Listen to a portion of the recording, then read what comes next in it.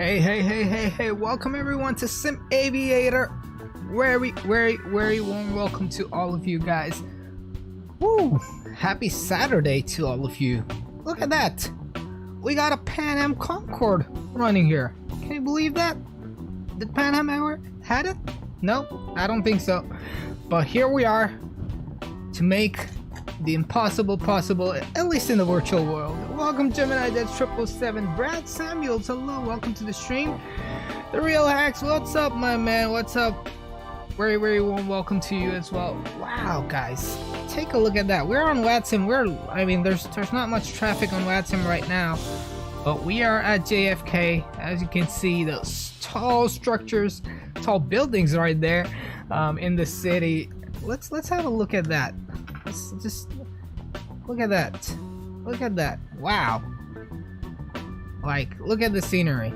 But hey, I know you guys are here to see the Concorde, not the scenery. I flew into JFK yesterday. Oh, wonderful, man. How was it? I know yesterday was like light up the light up the United States event for the Friday. I hope it was not too busy though.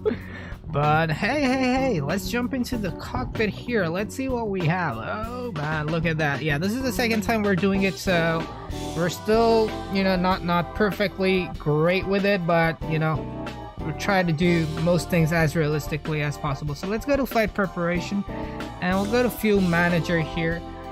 So we only need, so right now it suggests 90 tons for about for the flight to JFK to New York, like, which is 3220 nautical miles, and all these are within range.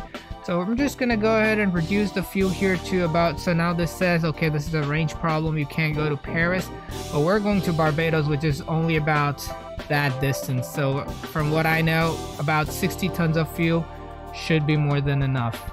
So let's just, I wish there was a better way to do the fuel here on this one, so, but it is what it is. we're just gonna do that. We're still at 74. You can see the weight right here.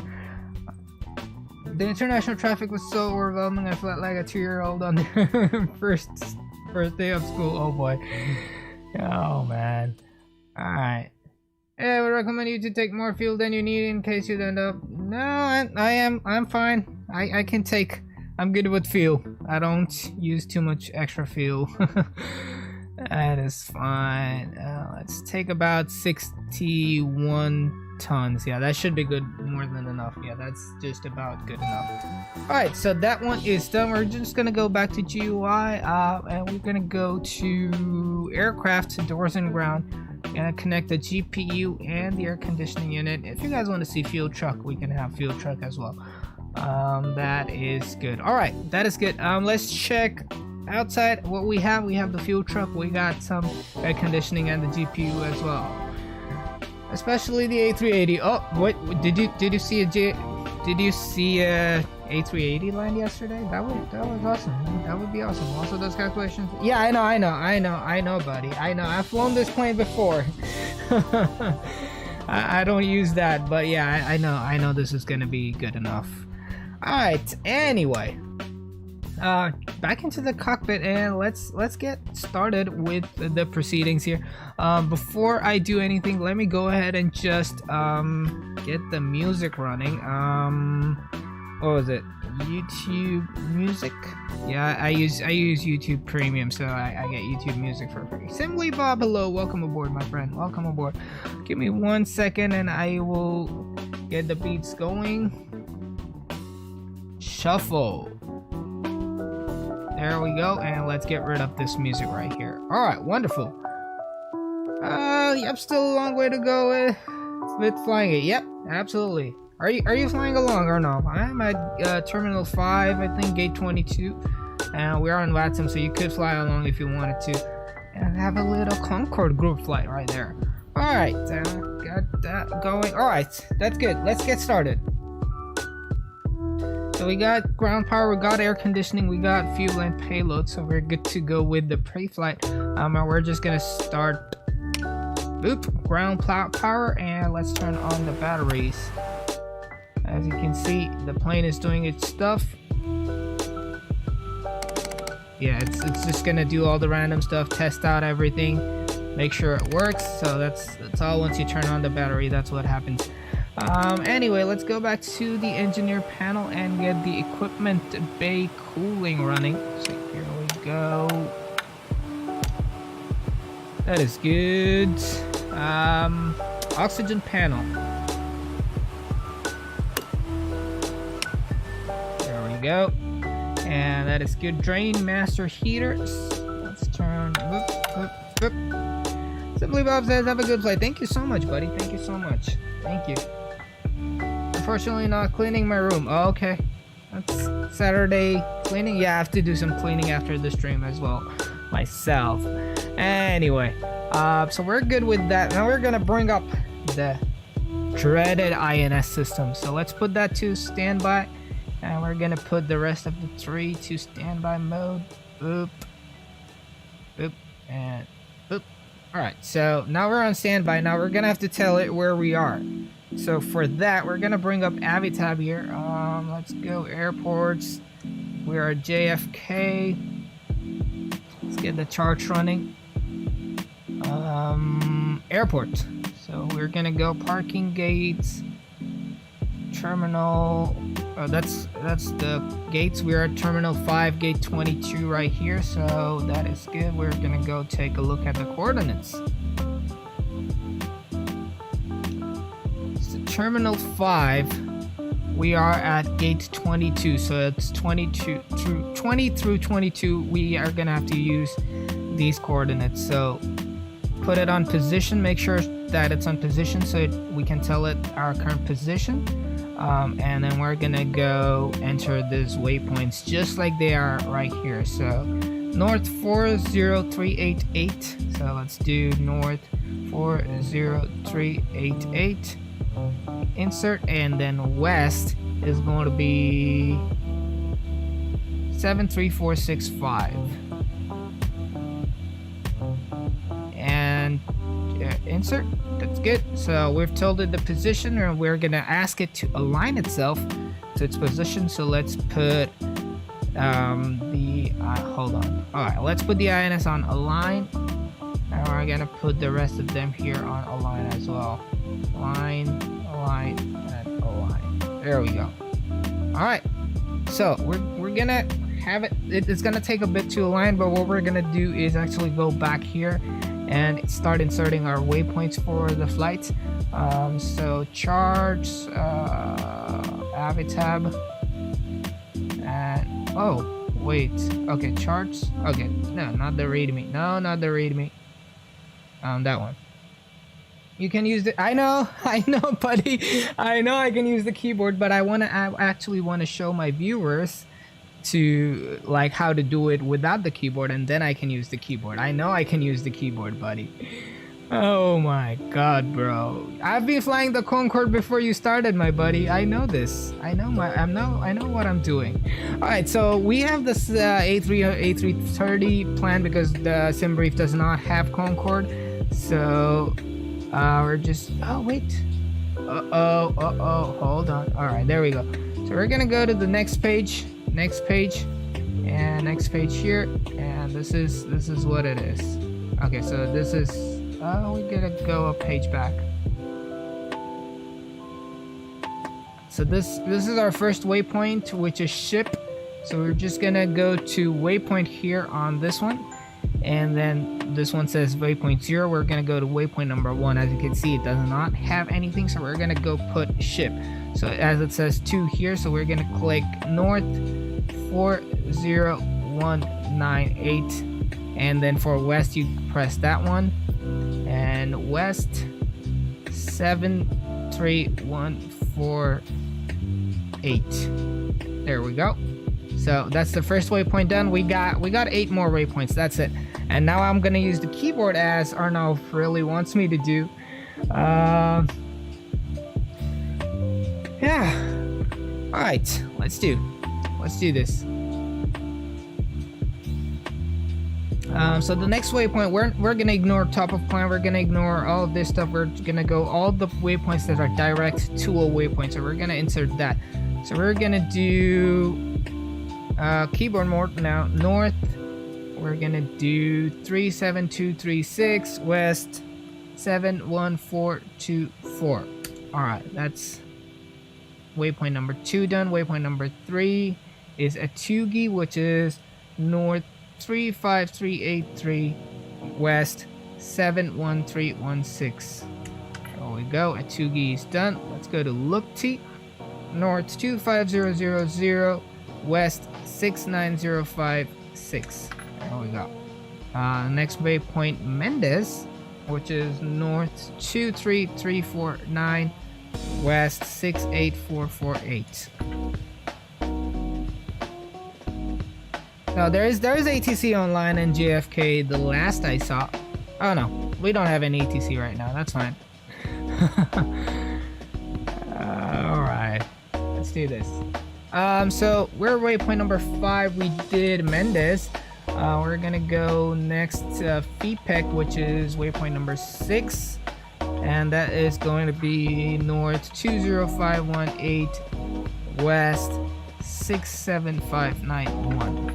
Alright, that's good. Let's go to the next page. We got 3 more waypoints to go. Next page, literally countrywide coverage. That's fine. That would probably be delayed a lot. So we're gonna go next page here. Now we're gonna go Puya Kolau Iluri 789. Oh, I'm just gonna skip this one. I think we have 1 extra waypoint, and we don't have ATC, so we'll just do Kolau Iluri and Addons Bridgetown BGI. That's the VOR. So Puya is the one we're skipping. We're gonna go directly Kolau. So we're gonna do north. Hold on. North 19183, west 65262, and direct Iluri, which is north 16181, west 63000. And the last waypoint is going to be Bridgetown Addons VOR, which is north 13045 west 59290. There we go. All right, SIVA's done. We have put the waypoints in. That is good. The INS is still aligning, as you can see here. We got whites blinking. Once it turns green, we will have it aligned, and then we can move it to nav position. So departure briefing here. We're gonna go for charts. Actually, airports. I'm gonna go back here, bring up the airport diagram. So we're gonna check the winds here. Let's quickly do that. Metardep, and we'll get the Metar. Most likely we are gonna be using 22 right for departure. So that is gonna be a short taxi. Just waiting. All right, we got it. JFK 230 at 16. So we got winds at 230, so we can definitely use 22 right. Altimeter is 29993. Let's set that 29993 on both sides here. 29993. All right, that's good. Altimeter set. 22 right is an amazing runway, flown out of there quite a lot. I heard LaGuardia is going to get fully staffed later. Yeah, but we're not. Unfortunately, we're not flying out of LaGuardia. We should once we get more comfortable with this bird, we'll go to LaGuardia instead of JFK and land there and see how it goes. Oh, we got a little JetBlue beside us. Hey man, look besides you. We got a Concorde right besides you. Anyway, 2 streams per day. Nope. Anyway, let's go to departure. We're gonna be on the JFK. Hold on. Where is the JFK? Kennedy 5. That's the JFK 5 in short. As you can see, JFK 5, Kennedy 5. So we're gonna go straight out 22 right. We'll follow runway heading, and then we'll go direct ship and then as filed. So that's how it's gonna be. This is a radar vector departure. We don't have any ATC online, so we're just gonna have to do it by ourselves. Gemini Jet says taking reversal. What? Wow, dude, congratulations, buddy. That is awesome, man. That is really awesome. Which plane are you training on? C-172? Wow. Alright, so set up the auto throttle to 250 knots below 10,000 feet. Actually, you know what? Let's just this one is notorious to overshoot the speed, so we're just gonna put 245 here, and then runway heading is going to be, we're just gonna pop this out for heading, and runway heading is 232. 232. That is good. And we're just gonna set up the Kennedy VOR here at 115.9. And as you can see, we're at 0 miles from the Kennedy VOR. That is absolutely normal. Relax. Who would even operate a 767? That's the thing. That's the part of the challenge to make it. But yeah, we'll have to see. Like I don't think I can do the expressway visual. I'll be too dead. Probably 2 or 3 years down the line. But yeah, we have to try things that we don't do in real life. Gemini says, "Oh, first commercial solo flight." Oh, okay. I thought you were training. I was like so excited. But yeah, that's still an exciting thing to do. Commercial solo flight. That would be awesome. Where are you going to? I think the largest that went out was a 757. No, he meant commercial, meaning like an actual flight, like as a passenger, not flying. All right, so that's done. We're gonna set up our ASI bugs to about 15.5 degrees. You can see this white thing going up here. So not 15, 13.5 degrees, which is right here. We're good to go. Let's set up the vertical speed to about 3,000 feet per minute. And that is good to go. Oops, 1159 is what it is. Let's just check. Yeah, 1159. All right, Orlando to Pittsburgh. Ah, man. What plane is it? What airline and what plane? 2023. Okay. Alright, so that is good. We have the departure briefing complete. We're gonna just go ahead and start the radios here and make sure we are on Unicom, which is 122.8. It is. We are on Unicom. And Kennedy traffic. Clipper Concorde 1 radio check.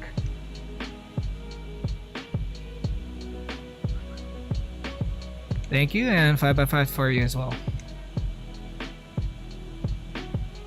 Flying on the Spirit A320 Neo. Nice. All right, let's get this thing going. We'll have a lot of time to talk during cruise. Com 1 is gone. Let's go ahead and turn on the air data computers here. Let's go nav lights, seatbelts, and no smoking on as well. Ladies and gentlemen, if you have turned on the seatbelt sign, please be seated and seatbelt signs fastened. We'll be out of here very shortly. All right, let's do master CBs. There we go. Good enough. Master CB's on. Anti-stall can come on here. We're gonna check real quick radio and INS, both on radio. These ones, that is good. Altimeter is set on both sides. Let's go to throttle masters alternate. We're gonna go right here and set up our fuel heaters to auto. Recirculation valves are shut and secondary air doors can go to auto as well. Engine control scheduled to fly over, and we're good. We are good. Yep, they are always off. That's why I don't have them on my checklist. As you can see, yellow off. Bro, I know my checklist. Yeah, so alternate is for the startup. It's for the startup. Once you start taxiing, those will go to main. Subscriber. Oh, we got a subscriber here. Let's check out who that is. Brad Samuels, thank you so much for the subscribe, man. Very warm welcome to SimFam. Thank you so much for subscribing. And go ahead and check out the Discord as well if you would like to stay in touch, man. But really happy to have you here. Welcome. All right, wonderful. So, we got... that is done. Secondary air doors are done. We're good. Let's just our doors are closed, so that is fine. We're gonna go ahead and test the master warning here, which is I believe here. Yeah.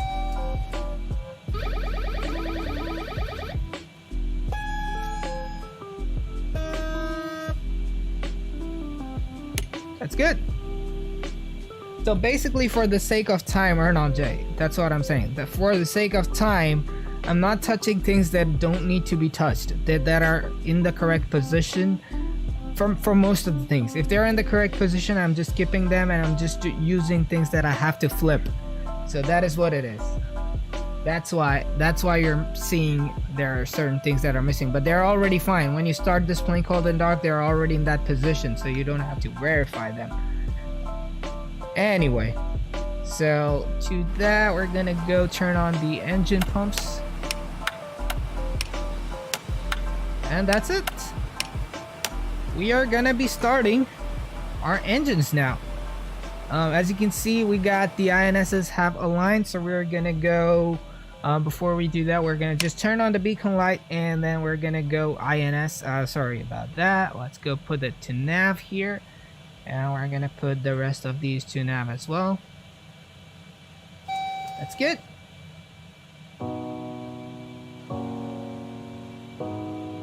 The reheat, actually, you know what? You just want to do that, right?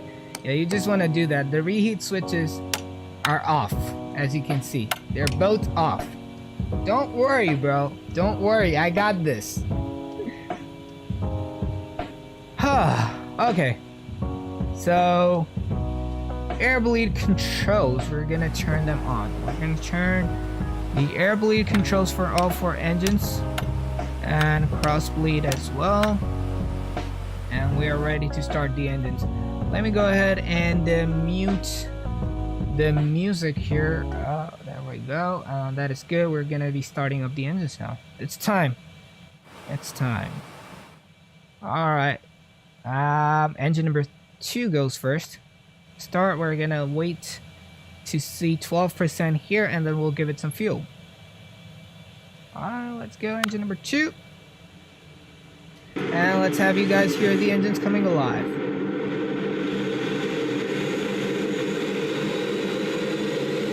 Yeah, but it's not gonna go wrong. I got it. Yeah, something may go wrong, but I'm pretty sure it's not the plane that has to go wrong, unless we fly into icing and we fall out of the sky. It may go wrong, but I know what I'm doing. But alright, engine is starting. We're just gonna go ahead and call for pushback here. Start pushback. Round to cockpit. And that is a good enough place. Tow is driving up. And as we can see, we got 47%, 67% is the normal one. My Siva crashed my YouTube last night. Oh, interesting. Yeah, Siva is notorious to crash a lot of things, but it's fine. We'll see how it goes. Alright, man, see you later. Have a great one. Make sure you clean up that room nice and tidy. Alright, so engine number 2 is on. We're gonna go turn on the conditioning valve here, which is for engine number 2. I'm gonna turn the hydraulics. We start with blue. Oh, yeah. Alright, blue coming on. I was supposed to start engine number... What did I start? I think I started 2 first. Okay, I was supposed to start 3 first. But that's fine. That's fine. We're gonna go... Okay, all doors and hatches are closed. Ready to connect. Electric generators on for engine number 3, and we are good with that. We're gonna go ahead and turn off the air bleed and the cross bleed here for engine number 2. There we go. Air bleed control, cross bleed control, and we're gonna go ahead and start engine number 3 now. It's fine.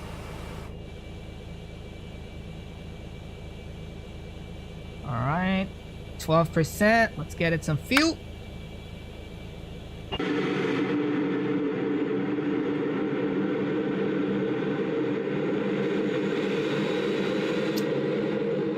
There's literally no one out there, so that is good. Bypass pin inserted. Release parking brakes. We're just gonna wait to release parking brakes right now. We don't want to block the taxiway too much. We're just gonna wait for this engine to come on, and once we start the engine number 3, we'll release the parking brakes. Sorry, engine number 1. 33%.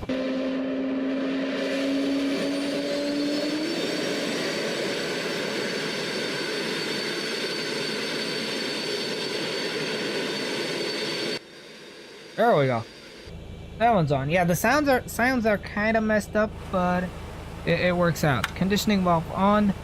We're gonna go hydraulics green, and we're gonna go electric power, and cross bleed and air bleed control can go off. We're gonna go ahead and start engine number 1 and commence our pushback. Here, let's go there. Okay, what happened to that? Alright, 15% fuel in, and we're gonna go release the parking brakes here. Starting pushback. Oops, sorry, I pressed the wrong button. Hold on. I missed something. We're just gonna have to go there, doors in. Okay, those are and hopefully that fixes it. Alright, now you can continue pushing us back. We're good. I was able to snag... What? $200. That's pretty cool, man. That's pretty neat. Alright, engine number 1 is coming alive here. And since we have hydraulic power, it's time to droop the snoot. There we go. 5 degrees.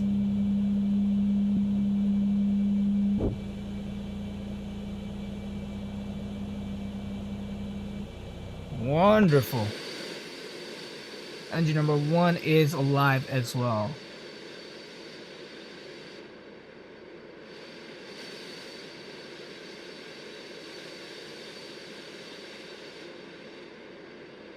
And Kennedy traffic, Clipper Concorde 1 pushing back on Bravo for runway 22 right. Hey, fellow Concorde buddy. Great. Hope all is well with you as well. Thanks for asking. Alright, that is good. We got that engine.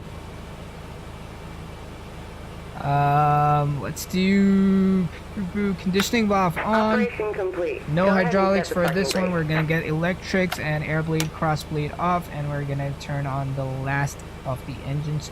Engine number 4 here. Let's do that, and setting the parking brake. We're gonna go ahead and give it some fuel here and wait for that last engine to come on. Let's see where that other Concorde is. I think it might be on the international terminal, which is about here.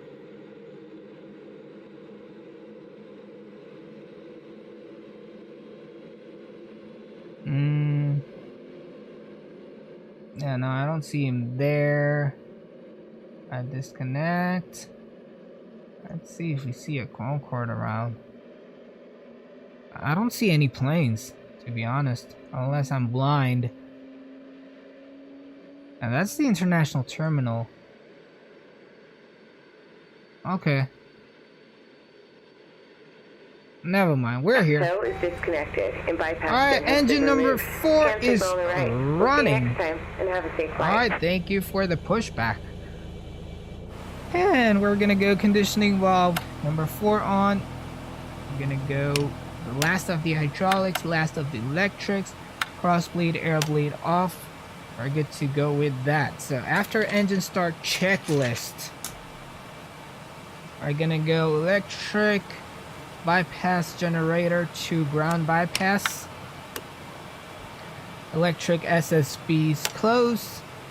Shed galleys and water heaters come on. Engine control schedule is flyer brake fans on, which is about here. It's good. Engine idle switches to low. Cheapest flight I've ever been on yet. It has to be, man. It has to be. It's a wonderful deal, man. I'm so happy for you. You got that. Anyway, nose is drooped. Flight controls. Let's check the flight controls here. Left, right. These are the ailerons. So not the ailerons or elevators. They're all in one. And then this one is the rudder. That is good. Yeah, works fine. I don't know if it's perfect, but it works fine. All right. Let's ask the engineer. Make sure the fuel is trimmed to ground. It is. Let's go ahead and set up taxi lights.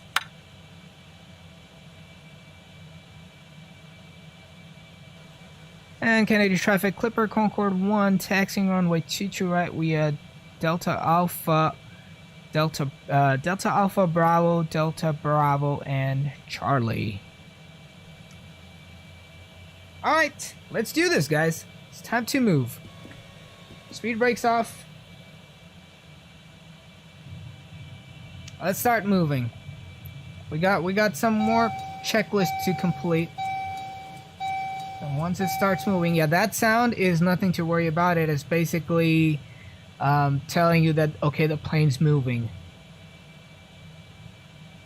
Oh, I forgot my controls cam here. Let me go get that real quick. Alright, and this is the checklist that you guys see. That's the checklist that I'm using. I've written it down, handwritten it.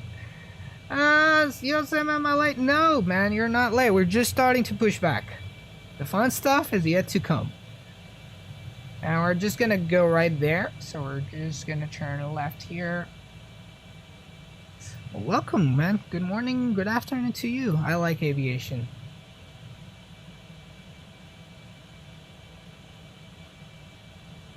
Alright, engine rating mode to takeoff.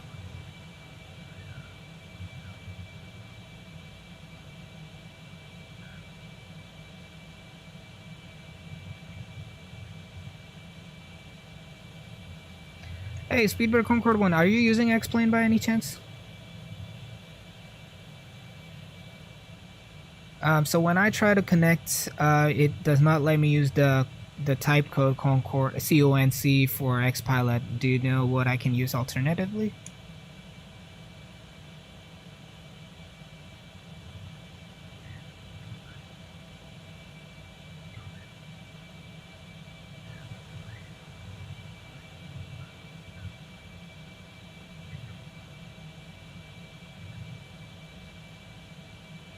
Oh, okay, I'll check it out again. Thank you so much.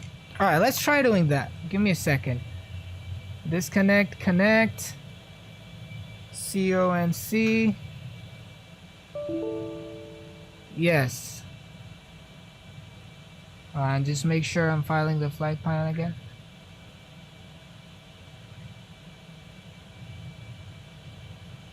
Alright, that worked for me, Clipper Concorde 1. Thank you.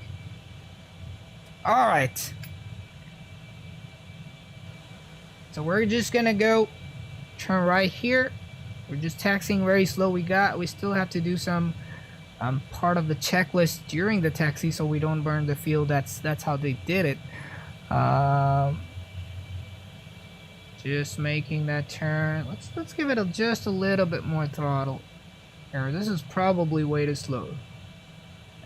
Did you find scenery? No, I installed the ortho, but I did not get a good scenery. I mean, there was a scenery, but it was pretty much as good as stock. So I was like, nah, I might not install it. There was a paver one, but I don't go to Barbados too often, so I did not want to spend my money on that. All right, so we're gonna cross runway. And Kennedy traffic, Clipper Concorde 1 crossing runway 31 right at Delta Bravo. There we go. Hopefully no one's landing on this one or taking off. That would be a shame if they did not monitor the calls. There is no one there. And there's no one there. Alright, we're looking good. We're looking good. Dead nuts. I just woke up, got ready, and we're streaming here. So, yeah, it's going pretty good, man. Pretty good. So we're just gonna set up our initial climb. 10,000 feet seems fine. Initial heading is good. Initial speed is good. So we're good with that.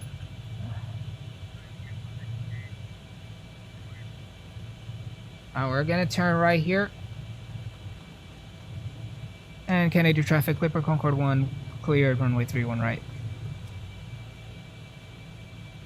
Alright, here we go.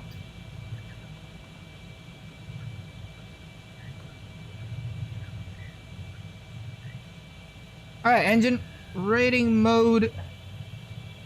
Takeoff. That's good. We're gonna go engine auto throttles on. What else? Throttle masters main. Alright, let me see if I can see another Concorde right here. He was crossing 3. Oh, there we go. There we go. That's wonderful. Look at that. Wow.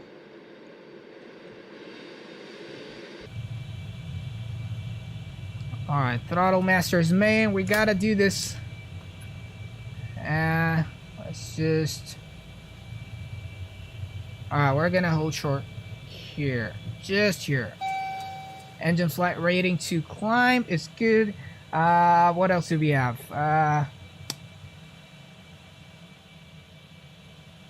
Pressure static heaters on. ADS are on already.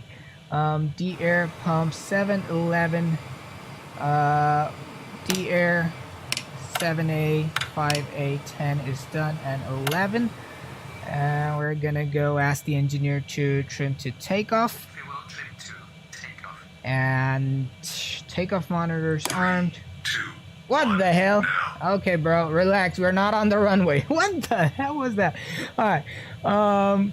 Reheat. Let's turn on the afterburners here, and we're good to go now. Let's turn on our lights. All right. And Kennedy traffic, Speedbird, Clipper Concorde 1 lining up runway 22 right at Charlie.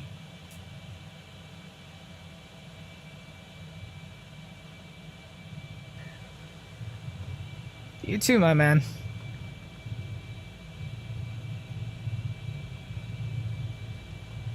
Alright, lining up, ladies and gentlemen. Get your 3, 2, 1 now in the chat. Spam the toga. I don't know if they ever use a toga, but we can spam toga. 3, 2, 1 now would be a little too big. Alright, here we go. Ladies and gentlemen, let's stop here. Make sure we got our Wii speeds rolling. Let's go. 3, 2, 1 now.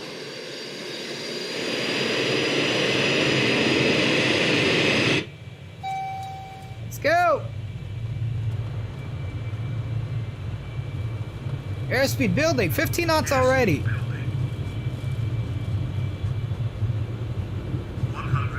Checked. Holy, that is a crazy acceleration. What? We want rotate.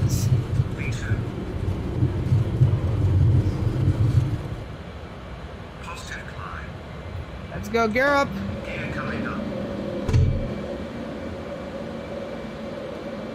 All right. 3, 2, 1 noise, and let's reduce the power here. And we're just gonna go auto throttle IAS acquire here and keep hand flying this. We're going following the runway heading. And let's just give you guys a little flyby before I crash this plane. Okay, we're going a little high. That's good. Yeah, that is the perfect attitude to maintain. Now imagine we had ATC. We're gonna get ourselves direct to INS 0 to 1. So let's go. Flight directors on. Let's just pitch that down a little bit. Alright, let's go INS here. And we're gonna go there. Starting the left turn.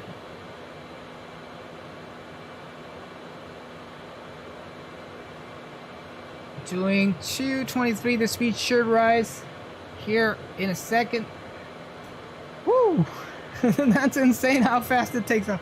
I don't know if that part of it is realistic, but that was pretty quick. And we actually did a static takeoff so that you guys could see the afterburners. So that could probably be another reason why we took off like so quickly. But that's fine. Let's do alt acquire here and use vertical speed.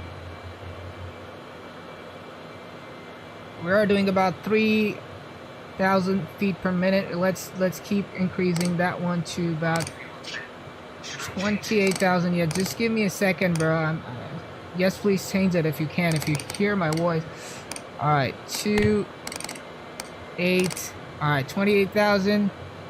Alt acquire, and let's go. Engineer fuel trim to flight. And engine rating, sorry, 10,000 feet. Are we 10,000 feet yet? No, we're not yet.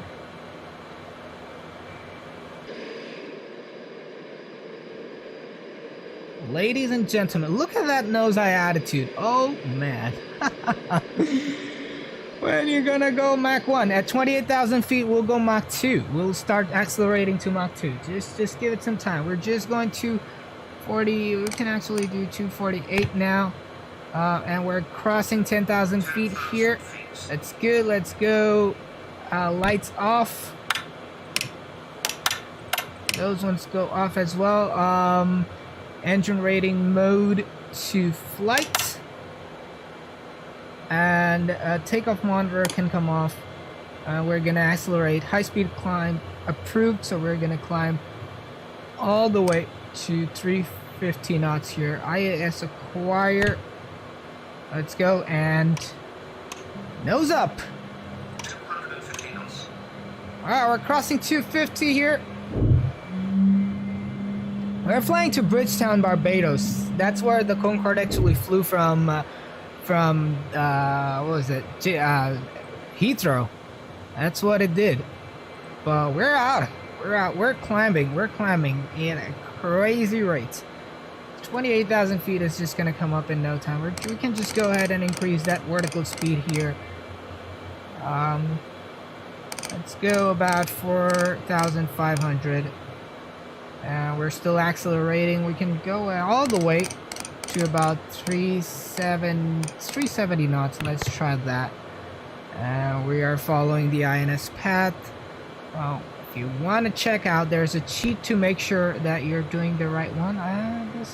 Yeah, we're on the right track. Yeah, we're slightly offset, but that's fine. So we're on the right track. So that's a little cheat to just so you can see that, you know, you can make it. Like, you're making it in the right direction, because there's no other way to see it. You can actually go and check here on the position, and it will tell you that you're doing that. This one says you're going from 0 to 1, and this one says how long it will take. So it's about 11 miles, a minute and a half for the next waypoint, and then this will change. We're going from 1 to 2. We're already coming up on 340 knots here, and look at that. We're way too high. 18,000 feet is crossed. We're gonna set up our 299.2 on the altimeter on both sides. There we go. 350. 20,000 feet. We're just like passing 18,000 right now. And 370, we can actually afford to go faster, so we're just gonna go take this to 385 and see how it goes. We're getting to supersonic very soon. We're 21,500. At 28,000 feet, we'll level off, apply full power, and start that climb. That is how we do it. But just making sure I'm not missing any part of my checklist here. Alright, turning to the next waypoint, as I said, here we go. It says 1 to 2. We are now 191 nautical miles away and 20-ish minutes here. But hey, this is not over. We're gonna go supersonic very soon. Let's have you guys a little flyby here.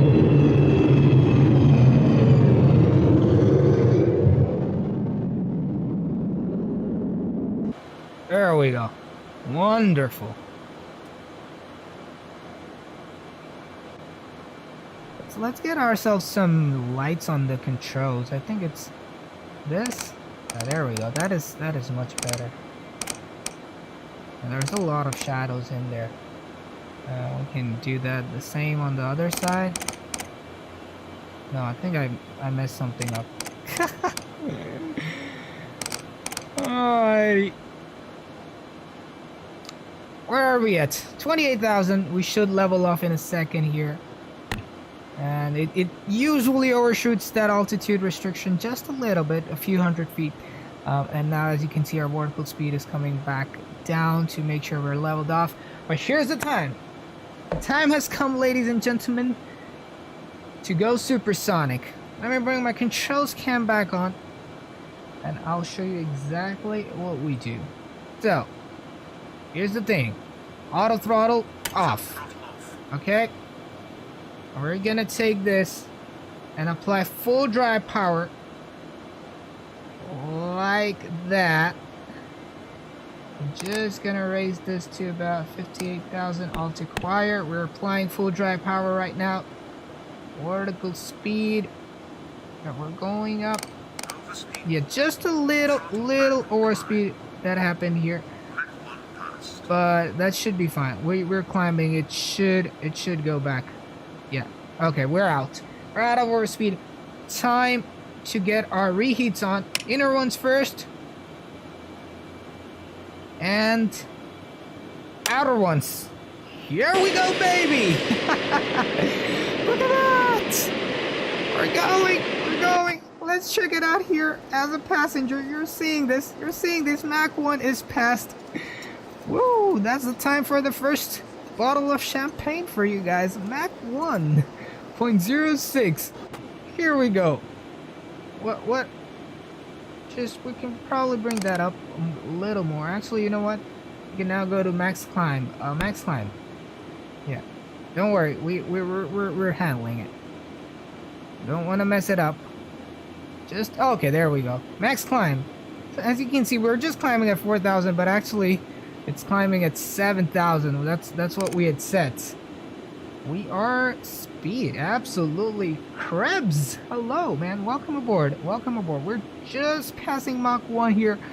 1.11 here. If you were a passenger, guys, you would be all holding your breath to see this.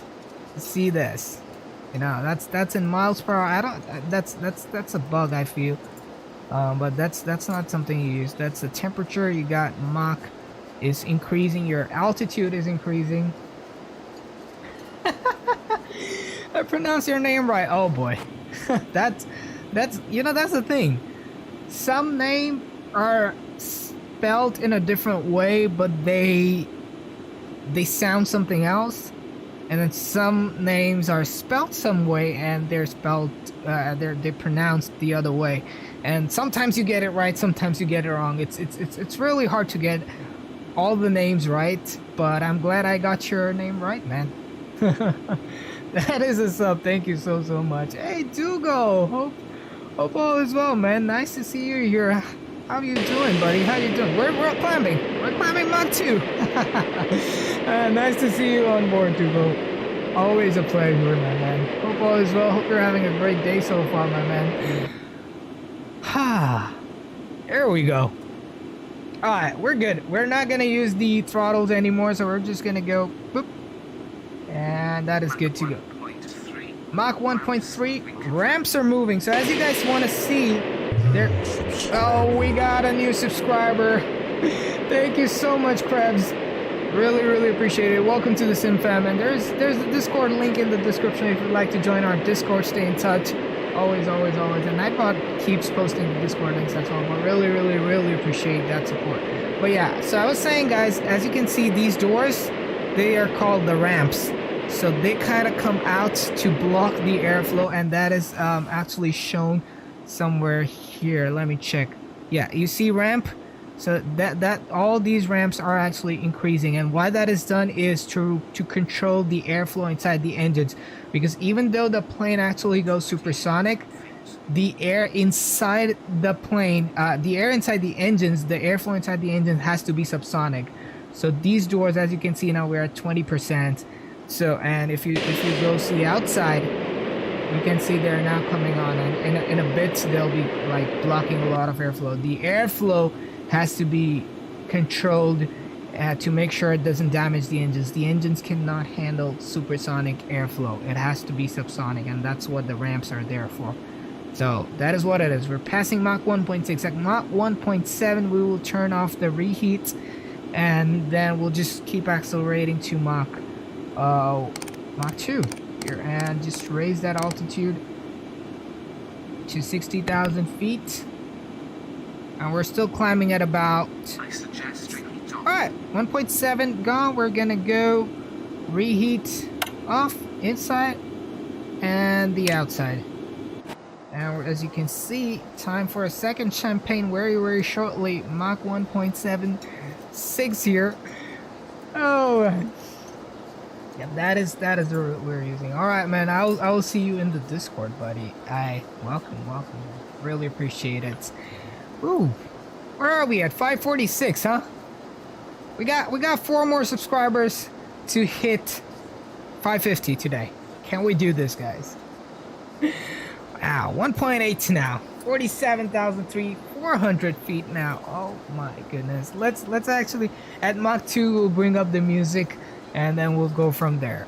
Ladies and gentlemen, we are getting there. Time to get some more champagne very shortly. That is so cool. Twice the speed of sound. Wow. I wish we could do that with speed of light and we could travel to galaxies. But hey, we're gonna keep it with speed of sound for now. Oh my god. Alright, Mach 1.9. I'm just waiting for that.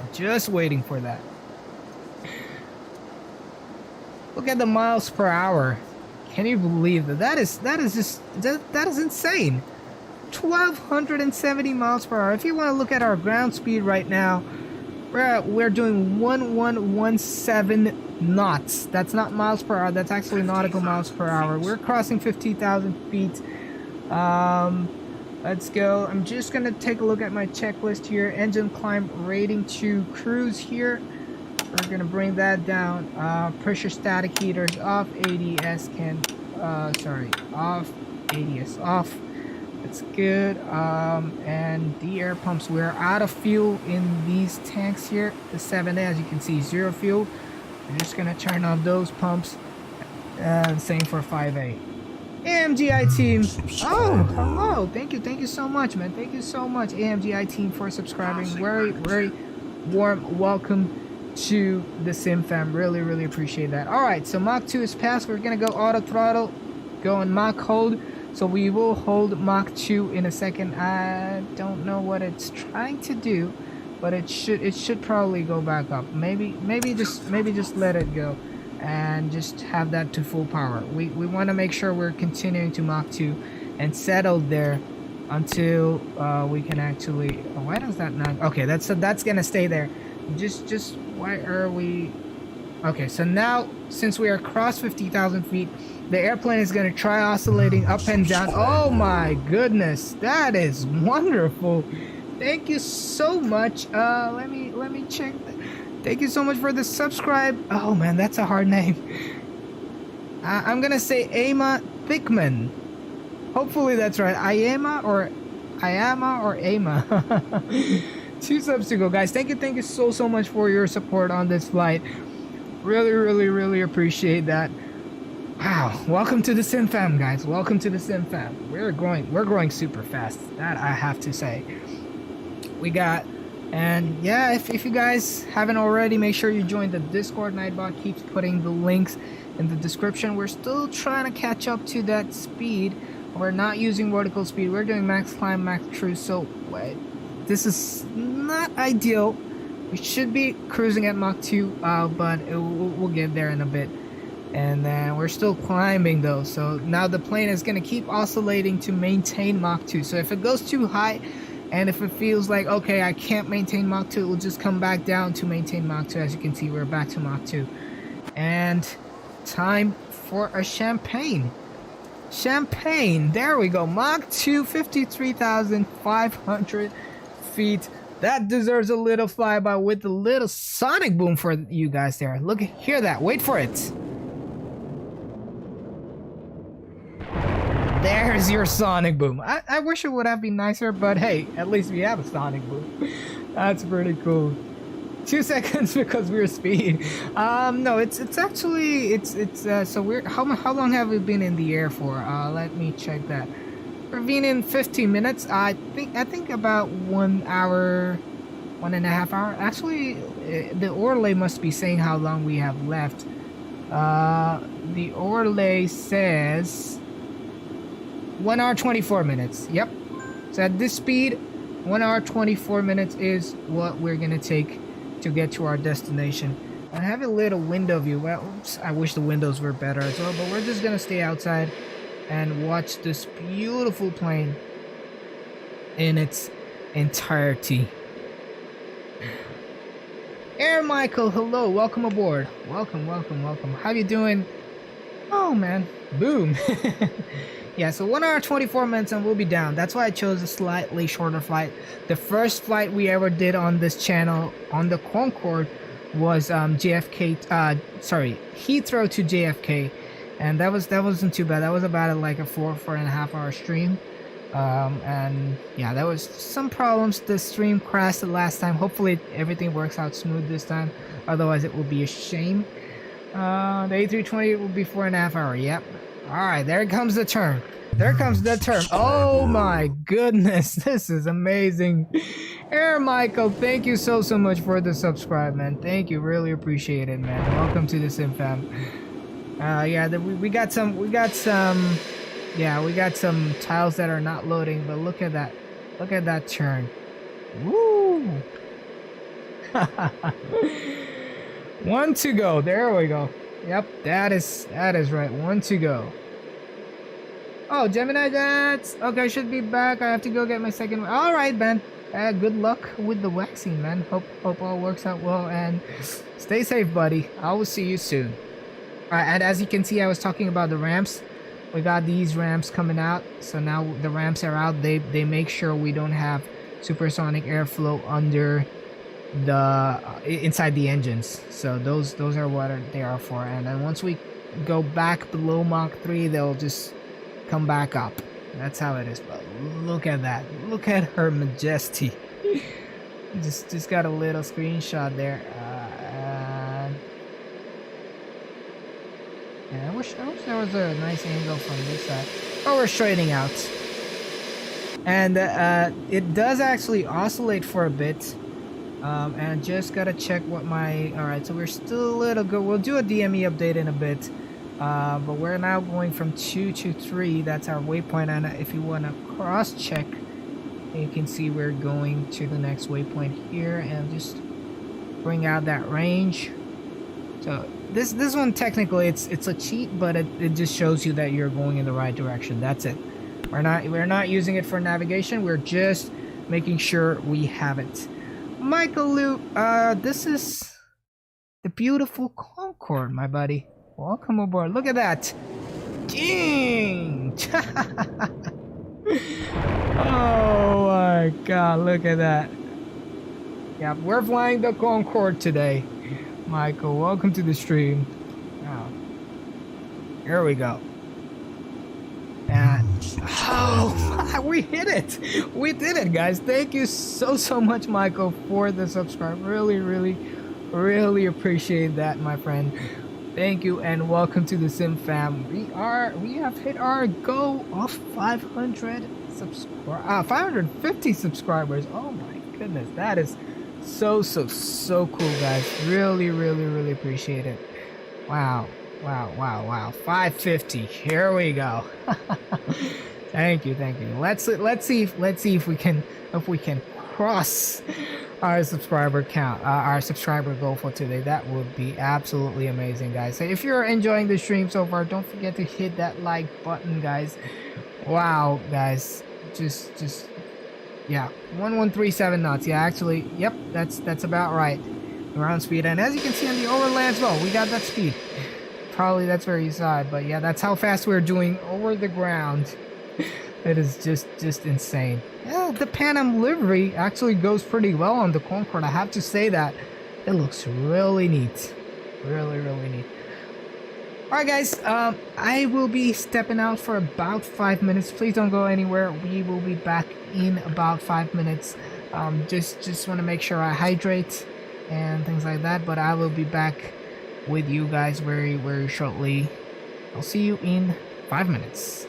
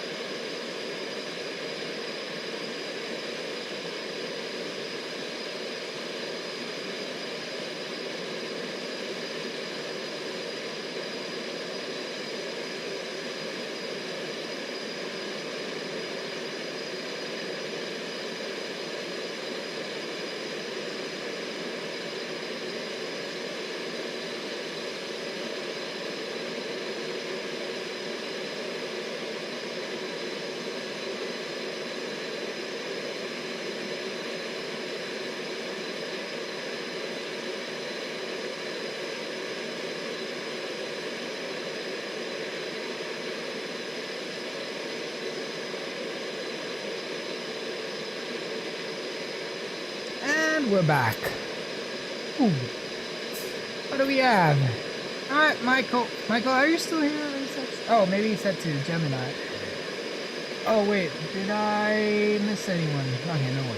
Okay, Krebs says, I wasn't expecting to like the stream, but I do, man. Wow, man. Thank you. Thank you, man. I'm glad you like it. I am so glad. Welcome back. Thank you, and yeah, thank you so much. Anyway, where are we now? Oh, we got some turbulence. Look at that. You can hear it. Oh, turbulence at 57,000 feet. Yeah, this is absolutely normal. Climbing and descending is completely normal. That's the plane's way to make sure we're maintaining Mach 2. That is all it is. But here's the time. We have to do a little DME update here.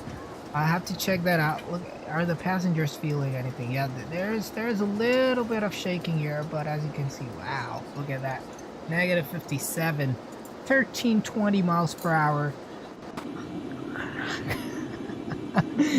That is insane. 1148 on the ground speed.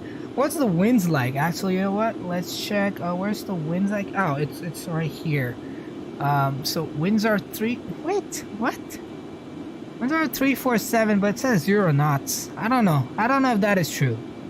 There can't be no wind. That's just not true. Yeah, at such a high altitude over the ocean, there has to be a wind. So here's what we're doing. So this one, we're going from waypoint 3 to waypoint number 4. We are 9th waypoint is our destination. So for this waypoint, we still have about 567 nautical miles, and that is about 30 minutes. So we're gonna be from 3 to 4 for a bit, but then the waypoints distance gets shorter and shorter. So that is what it is. We're gonna go check this. So we're now, as you can see, this number 7. So the number 4 says the expected accuracy of the navigation system. 4 or less is good. Anything more than 4 is the performance of the navigation is being degraded. So now we're at 7. So there's a way to fix it. So for that, I'm just gonna have to pick up a waypoint on my Navigraph. Let me go ahead and sign in for that. Sign in, and then I just gotta have to find the nearest VOR station to me, and then we can go from there. Hold on, I'm just trying to find a VOR here, whichever is the closest one. So we got New Bern VOR, which is 1136. Let me go check that out. Alright. So what we're gonna have to do here is we're gonna have to jump into the INS, and so ideally you would just press 7 and 9 together to enter into DME entry mode, but since we cannot do that with a mouse, we're gonna have to turn on keyboard input, and I'm just gonna press Alt 7 and 9 together. So now we are in the DME entry mode. So we're gonna go to waypoint number 1, and then we're just gonna put in the coordinates for this VOR, which is let me check that. North, we got 3542, and that doesn't sound right. Yeah, actually that sounds right. And West 7723. Ah, what? West 7723. Why does it change it? West 7723. Oh, maybe that's 34. Let's try this. West 77234. I'm just gonna check. No, that is not right. Hold on. Let me try north 3542. Let me check. Yeah, this one sounds right. Yeah, this is good. So this is the VOR that we have. Now we're gonna go hit Alt 3 and 9 together and tell it the elevation of that. which is 18 feet. So you put it in thousands of feet and you round it up to nearest thousand. So you put 1 and enter. So now we've told it where the VOR is. We told it what the elevation of the VOR is, and now we're gonna just go waypoint change and 1. So now it's gonna update. We're gonna have to stay either on waypoint or distance time. If we go anywhere else, it will stop the DME update. So we'll just stay on this and get rid of the SIVA here, and we'll just wait for it for about 10 minutes, and it will bring back the accuracy. Crab says, yo, I have a question. I have X-Plane 11 on DVDs, but I lost disc 3, 5, and 7. Any way I can still install scenery? I am not sure. Maybe you can. I don't know. Maybe you can try contacting X-Plane support and ask them if they can send you like another DVD. But that would be 3, 5, and 7, huh? I don't know, man. I don't have the DVD version. I have the one from their store, just the download. So I'm not really sure if that is how it is. I don't know if they will actually send you the DVDs. But yeah, it's worth a try, and I think that's the only thing you can actually do, unless there's another way. If the installer lets you install that scenery, I'm not sure. But yeah, I'm not really sure how DVDs work. I'm sorry about that, buddy. All right. So 550 of 550 on the sub count. How many? Let me check. We're up on. We are up on 15 likes. That's pretty neat. That's pretty neat, guys. And if you guys are enjoying the stream, if you want to help the SimFam grow, you feel free to share the stream with your friends. You know, hang out together. Always appreciate all of you guys hanging out with us here on the stream. You know, you could do a lot of other things. You know, you could go out. You could probably watch Netflix.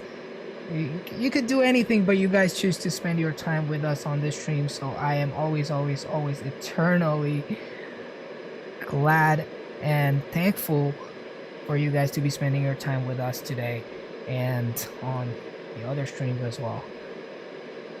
Wow, thank you guys. So here's the thing: we usually stream Mondays and Thursdays, sometimes on the weekend. Next weekend on the Sunday we're gonna be flying. So there's this organization called Watstar, which is a free organization, and they actually they train you for your ratings for Vatsim. You know, you get your Vatsim ratings from them. You can get it for free. So they have their 6th year anniversary, and they're doing 2 group flights in GA. So one of them is a slow aircraft like a C-172 or a Piper, and then other ones are for the faster planes like the SR-22 Barons and things like that. So they're doing a group flight. So I will be streaming the slower plane on the C-172 coming Sunday. And that would be for them, just you know, to get the word out. If you guys would like to fly along, let me know in my Discord and I can hook you up with a group flight. There's more than I guess about 100 pilots flying, and there will be like a bunch of giveaways from their side. So if you register for their event and you fly the group flight, you would be eligible to get a bunch of to enter a bunch of giveaways that includes Orbx scenery, you know, gold flight simulations, and there's like a bunch of them. You got TFDI design.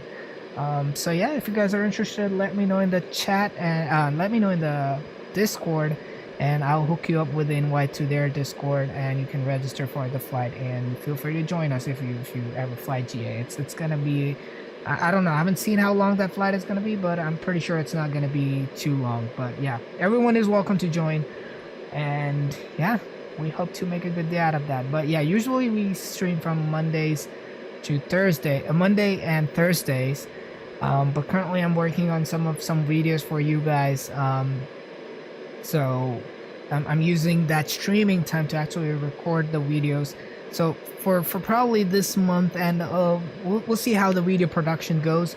But for for at least until the end of June. We will be not streaming too much, but after that we'll get back to our regular schedule once the planned videos are out. That's the plan. But yeah, we'll still be streaming every now and then. Woo! Alright, here we go. Let's check. So about 58,000 feet. Can we try this again one more time? Auto throttle, lock hold. No, that doesn't work. So we're just gonna keep it off for now. So we're using INS. So if you wanted to see the autopilot panel, right? So here's the auto throttle, which gives you the speed in IAS, the indicated airspeed. And you can do IAS acquire, and this is IAS hold, and then this is the Mach hold. Unfortunately, I don't see a Mach auto throttle there, so that's why you have to use manual. We have auto throttle off, or just rocking full power. This one is for your what do you call it? The heading stuff. So this one tracks the heading, this one tracks your VOR or your localizer, this one is back beam on those, and this one follows basically this system that we have here at the INS. So that is what that is. We got some stuff here, heading hold, turbo, I don't know what that does. I still have to, this is a fairly complex plane, and I'm still trying to learn new stuff every single time. But we have that. We have pitch hold as well, which holds the pitch. So, you know, if you're descending, it will still hold the pitch that you want, and things like that. We got auto land, you got go around, you got land, you got Mach hold here as well. So this one is probably for, I don't know what is the difference between this Mach hold and, oh, probably it's just for if the first officer wants to get Mach hold, he probably clicks that. Maybe that's what it is. But we got max climb and max cruise, so that makes sure that we're using max speed for the climb and then get the best possible climb rate, and that's same for the cruise. And we got the IAS hold again, we got altitude hold, we got altitude acquire, and we got vertical speed. There's no flight level change or something like that on this one, on the Concorde. And so that is your autopilot panel. This is like heading for these. We got the VOR courses, and we got the flight directors here, flight director 1 and 2. Now we got the auto throttle 1 and 2. I don't know where the second auto throttle is, but maybe if the second auto throttle is on, you can probably use one of these. So that is your autopilot panel on the Concorde. Just gonna quickly check. I'm just gonna get rid of these charts, and we'll plan for our arrival into Barbados. And let's bring up the SIVA, and I think we're good now. So we're just make sure we're here, and now you can see what we did on the DME update. Now we have it at this beautiful 0, so which is good. So we're completely accurate on the navigation right now, and this should hold until we get to our destination. And if we go back distance time, we still got 350 nautical miles to go in about 18 minutes. So we will be down in what does it say? We'll be down in an hour. That's not too bad. That's not too bad. What else? Yeah, we'll do this descent planning in a bit. One more thing. So the waypoint number 8. So waypoint number 8 is our deceleration, is our descent point. So about 20 miles before that, 20 to 25 miles before our descent point, our top of descent, we'll start our deceleration to go back to subsonic speeds. We'll maintain 350 knots until we hit 10,000 feet, and then we'll go from there. Wow. Okay. Krebs, that's how are you doing today, man? I'm doing pretty good. I'm from the United States, so, and in California, so it's not even 11:30 right now. I just woke up, got ready, and got the stream going, and here we are. But yeah, so far the only thing I've done for this, like in this day, is just just flying the plane. But yeah, once that is done, yeah, I'll have to do some cleaning, you know, and whatnot. Like, you know, have to the apartment is due for cleaning. But how is your day going so far, man? And where are you from, man? Oh, you're in Pacific. All right. Oh, so your day's probably just started as well, unless you wake up really early. I woke up at 9. Wow. Oh, Vancouver. I got a very good friend from who lives in Victoria. And he's close to Vancouver as well. So, yeah, man. He sometimes comes on the streams. He's usually there on the Discord as well.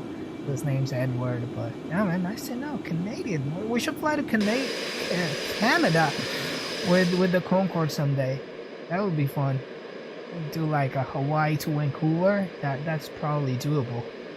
That's more than doable. Alright. Let's go TBPB. There we go. And let's just quickly check what the Metar is.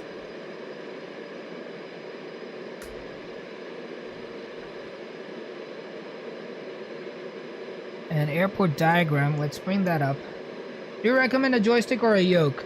If you have the money, always go for the yoke, man. Like, I'll tell you what, I used to fly with a joystick, and the thing is that I feel it's a little hard to control it nicely. People do it, like Flight Deck to Sim, if you've ever seen his streams. He actually flies with a joystick, but it takes a lot of effort. So the day I switched from a joystick to a yoke, I immediately became really good at holding center lines. I used to always land on like sides of the runways, like either side of the center line.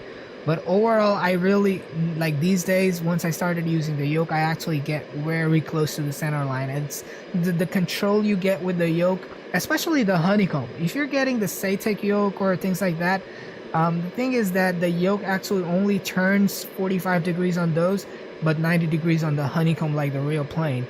So that actually helps you get a better precision, you know, fine corrections. So a simple example would be on a on a Honeycomb yoke, you have, if you tilt the yoke to the left by 1 degree, the plane will actually tilt by 1 degree, since there's a 90-degree deflection, right?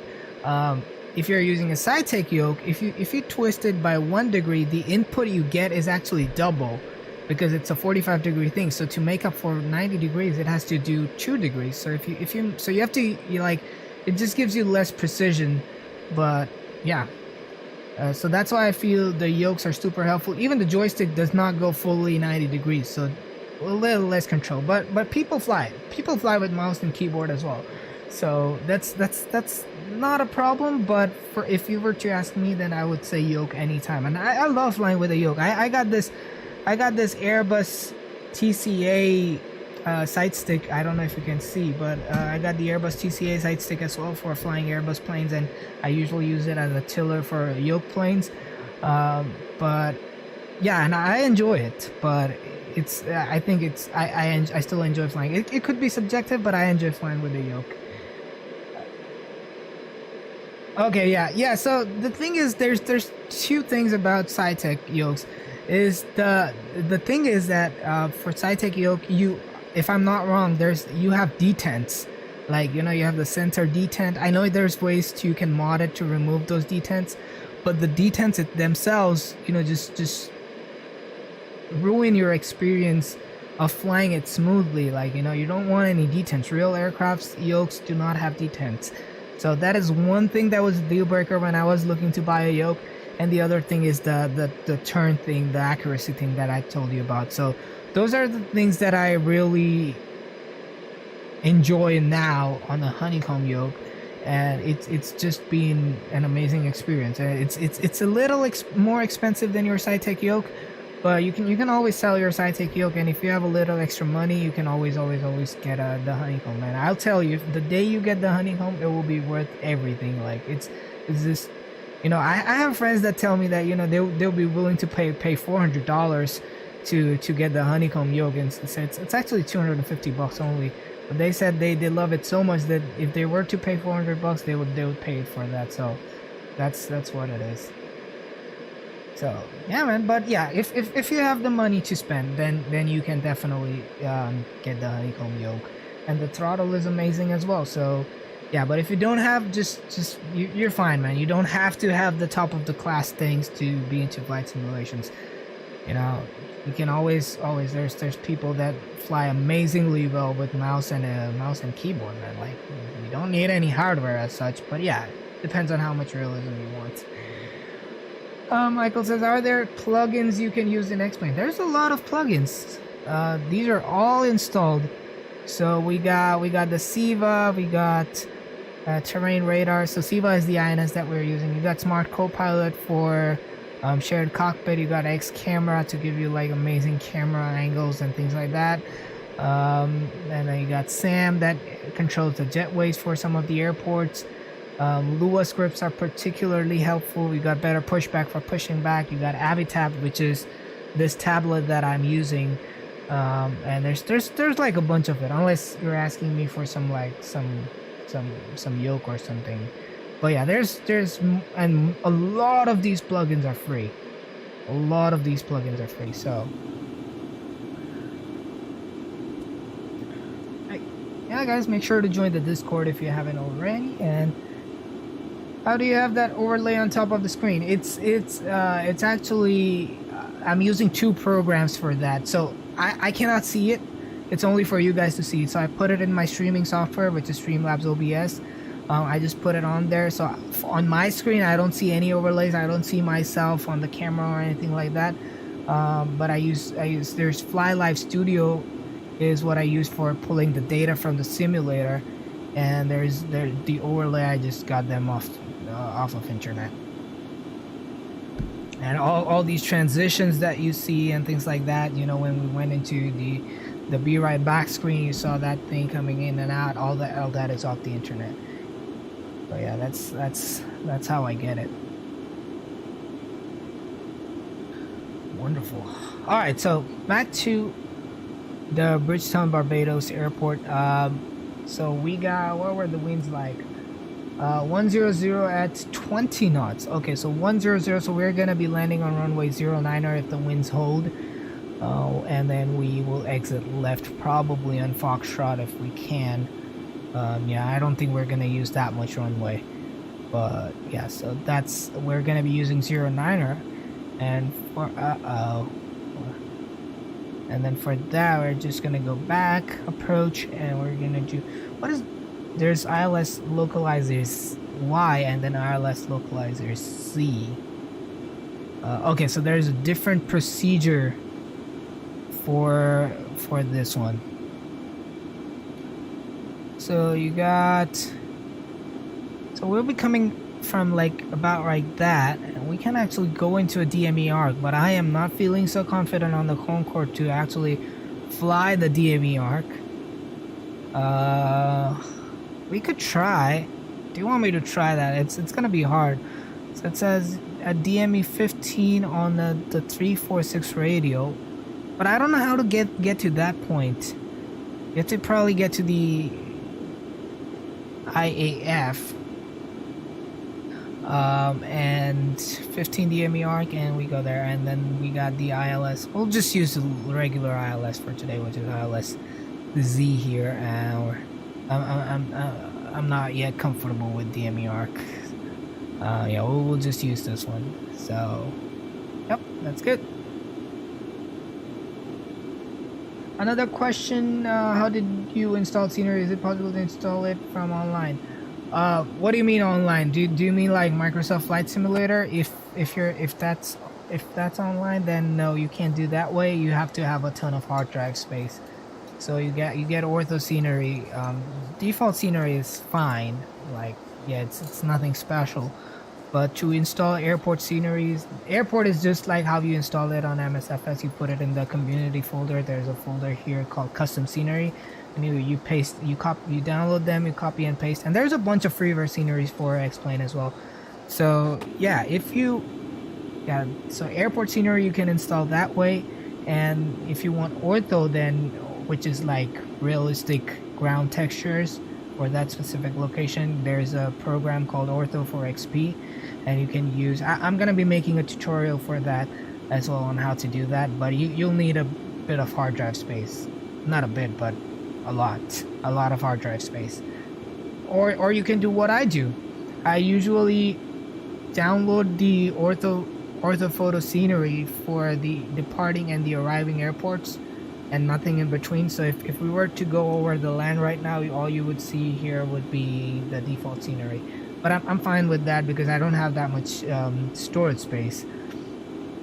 I just got 1 terabyte, so I just download, and I have an external hard drive that people say you can use to get the scenery, but I just want to, because I have like what, 1, 2, and then probably like about 8 to 9 USB connections. I think is 1 TB enough? It depends. If you want the entire United States or something like that, or entire US and Canada, then it's gonna be a lot more. It also depends on what the zoom level is, like how much in detail the scenery is. The lesser the zoom level, the smaller the size, but the closer you go to the ground, the more blurry it becomes from top. Yeah, it looks amazing. So you have to find a balance, but usually 1 tile that I make is about a couple of GBs. So if you are to do what I do, just create the departure and arrival airports, then yeah, it's more than enough, and you can always store it on an external hard drive.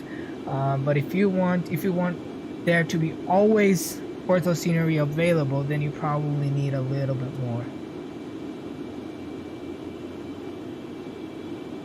But yeah, man, I will be making the video, so you can always check it out once we get there. But yeah, look at that, almost 60,000 feet. You can slightly see the curvature of the Earth. Isn't that so cool? Like, people actually reported when they used to look out the window like that, they could actually see the curvature of the Earth. Like, maybe something like that. Yeah, there's a slight curvature that I can't see. I don't know, but there is. That is pretty awesome.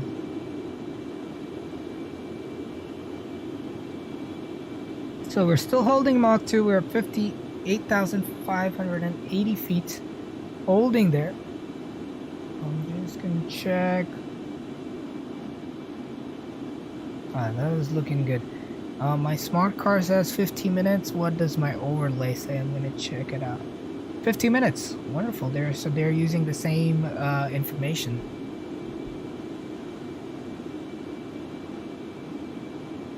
$550 out of $550 on the sub. That's amazing. Phew. But yeah, man, what is your favorite plane, Krebs? Which is your go-to plane, like the one you fly the most? I'd love to hear that.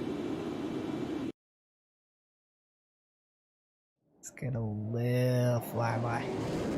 That was so fast.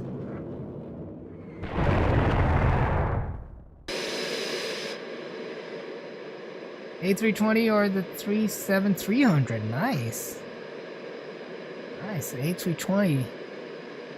Do you fly on X-Plane, or do you fly on MSFS, or do you fly on both?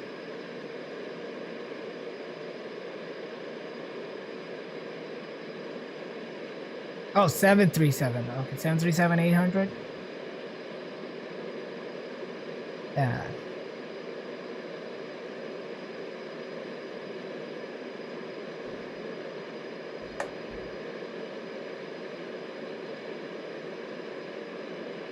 Give me a second.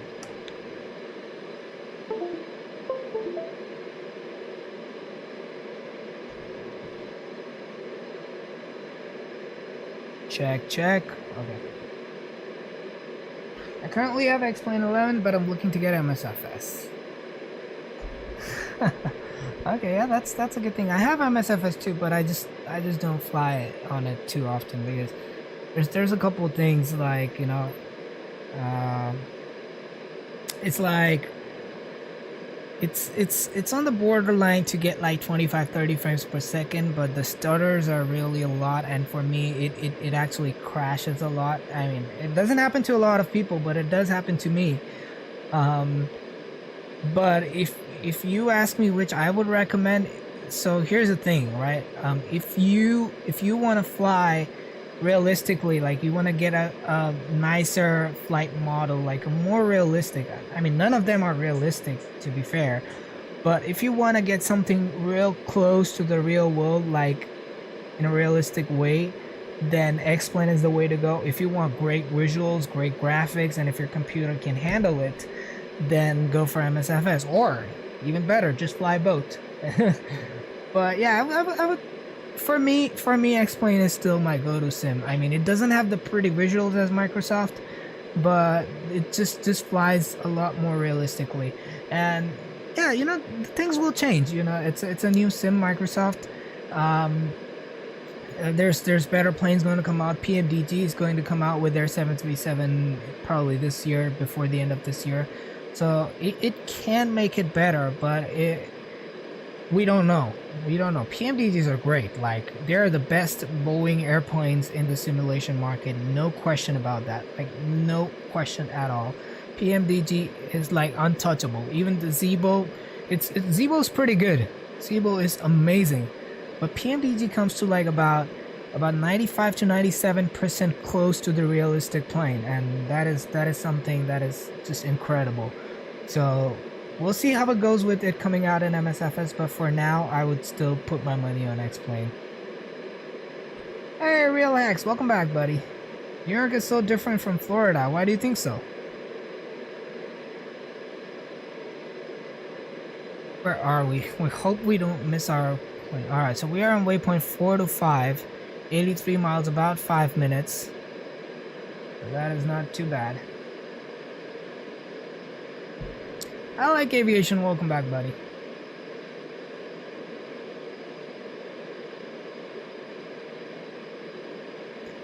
Wow.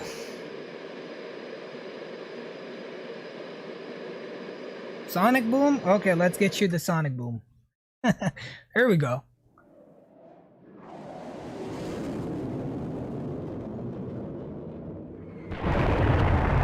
Wow.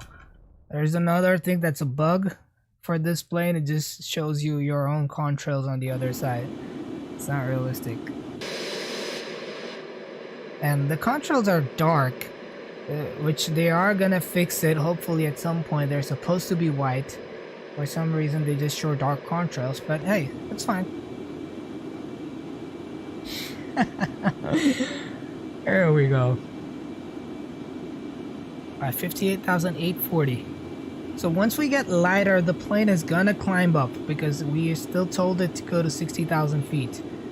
So when you request clearance to your cruise on the regular plane, you would say, okay, my cruise altitude is going to be 360, flight level 360 or 330 or something like that. On Concorde, you always request a block, the block from 50,000 to 60,000 feet, because no other planes fly there. It's only the Concordes that used to fly there. So they would just request a block from 50 to 60, and they were allowed to oscillate between any of these altitudes for best performance. Right, so one more thing, I just want to make sure we got okay, we're just checking up because there will be a lot of things to do when we're descending, and I just get really nervous with this plane.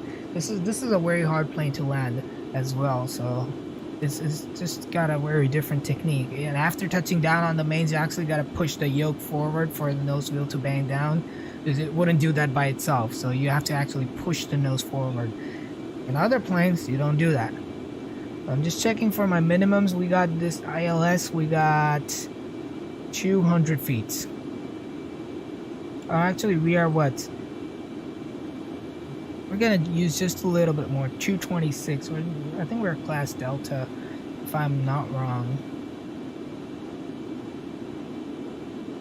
There's a circle to land in Barbados. I did not know that. Okay, but anyway, we'll set up 226 on the altimeter, on the minimums here. So that's 200, and that's 10, and that's 20. 1. Yeah, that's it. All right, that's good. We're good with that. Let's check with our map if we are still in the right direction, which we are. Let's put that Oh, so that's the max range out, so we're about there. Wow.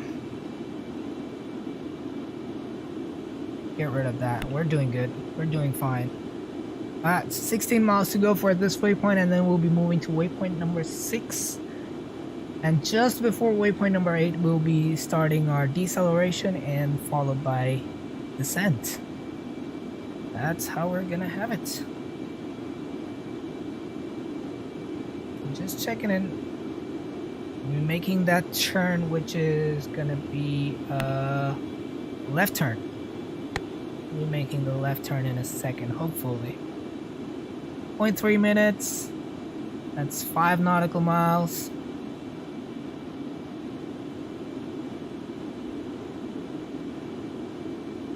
And time to go left. Wonderful. There we go. Just 10 minutes to the next waypoint, so we're getting there very, very soon. About 40 minutes we'll be down. Or maybe 50 minutes, but that shouldn't be too bad.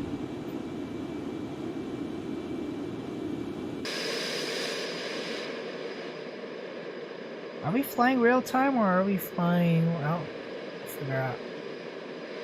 I think we're not flying real time.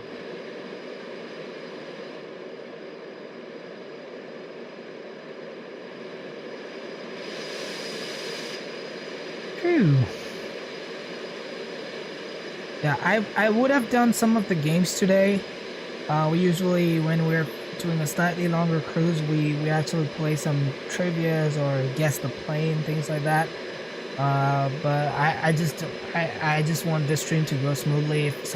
Last time when the sim crashed in the Concorde stream was when I actually changed to screen capture and brought on a bunch of windows in there, and the sim crashed. So I don't want to try that now. Maybe sometime later, but we'll do this. Anyway, time to rehydrate. I will be back shortly, guys. Enjoy the cruise, and then once we come back, this is gonna be the last break, and we'll be back. See you.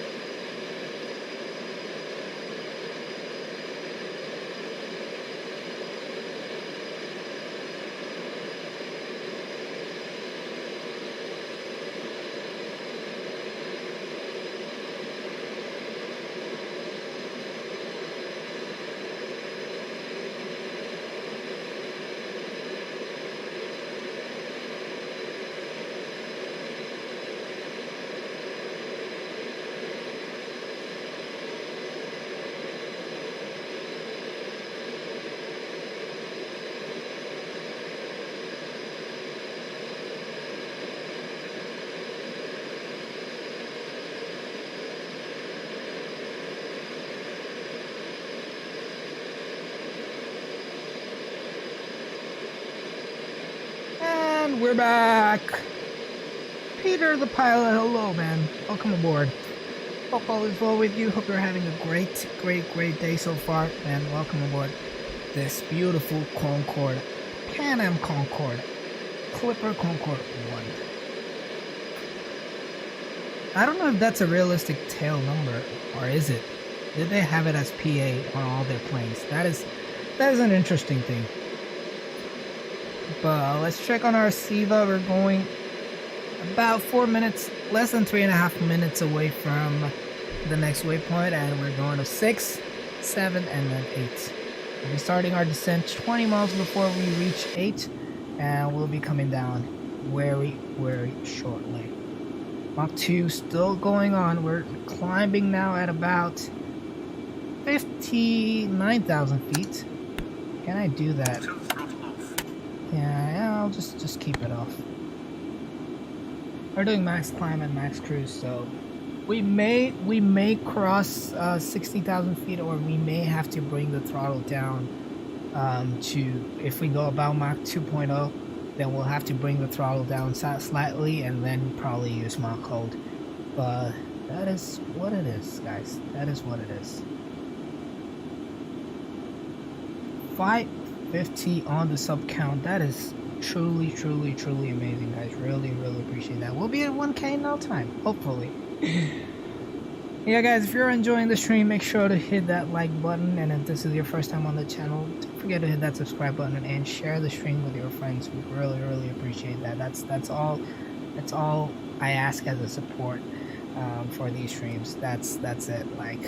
But yeah, I actually forgot one thing. We gotta turn enough. I just forgot one part of it. We should have done this to normal. I don't know why. Did I miss it on my checklist? Let me check. Oh, that's where I was supposed to do it. Yeah, I missed a part of the checklist. We had to do the engine control schedule to normal. So when you take off, you do flyover, then on cruise you do normal after 10,000 feet, rather, not on cruise in the climb, and then when you're approaching, you switch it on to approach. I still have to figure out what it does, but that's what you're supposed to do. I think it's looking good. Let's check our fuel in the tanks. That one is out. We're almost out of fuel on tank 10. And same for 11. Well, we still got we got a lot of fuel in the other tanks. Don't worry, we are left with. So this one tells you how much fuel we have left. We still have 31,000. So it's about half the fuel we started it. So we have already burnt half the fuel. We'll see how we get there. But coming up on next waypoint, 6 to 7. That's it's about 10 minutes, and then we'll be starting our descent preparations. Let's check one more time what the weather looks like at Barbados. We'll wait for Nightbot to give us that important information. 10020, it's still the same, and QNH is 1014. That's pretty close to standard. We're at 1013. We are, yeah, it's good. Are you ready to start descending? In a few minutes. I think about 15 minutes is when we'll start descending. That will be an interesting thing to do. Are we oscillating? Why are we oscillating? We're gonna check. Oh, we have lost accuracy. So let's go ahead and do the DME update again.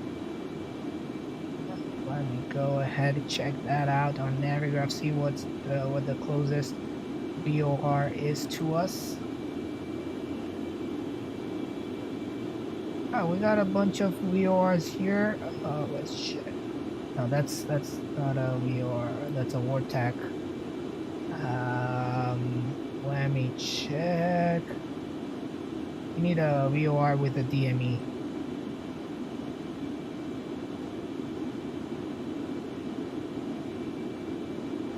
Maybe on this island right here. Oh, I found one. Where is that? Oh, La Romania. This is good. We're gonna go to 1127 on that. So let's do 1127. It does not show up. We will see what goes here. How many likes? Let me check. Let me check that out.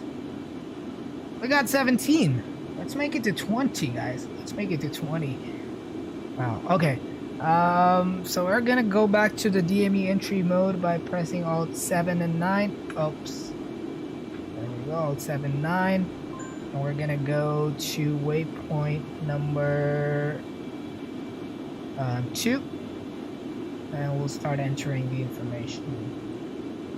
So we got 183 north 18, so let's do north 18342. West will be 68225. Let's check what we have. 128 nautical miles. Am I on the correct frequency? 112.70. For some reason it doesn't show me here, but this is correct. So we're gonna go Alt 3 9.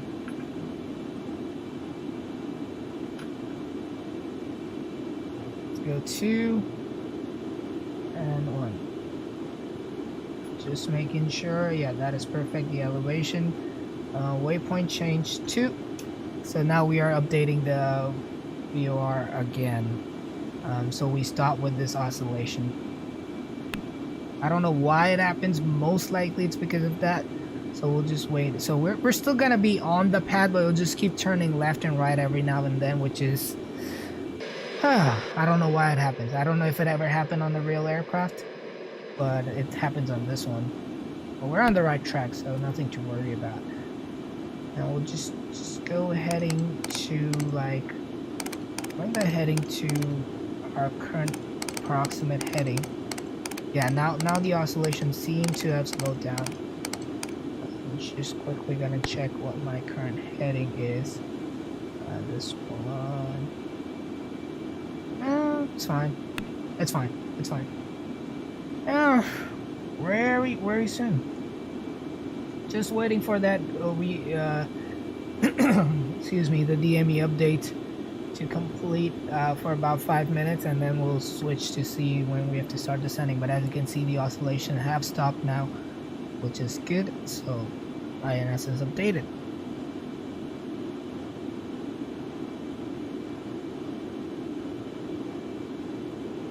Any of you guys taking any real world flight anytime soon?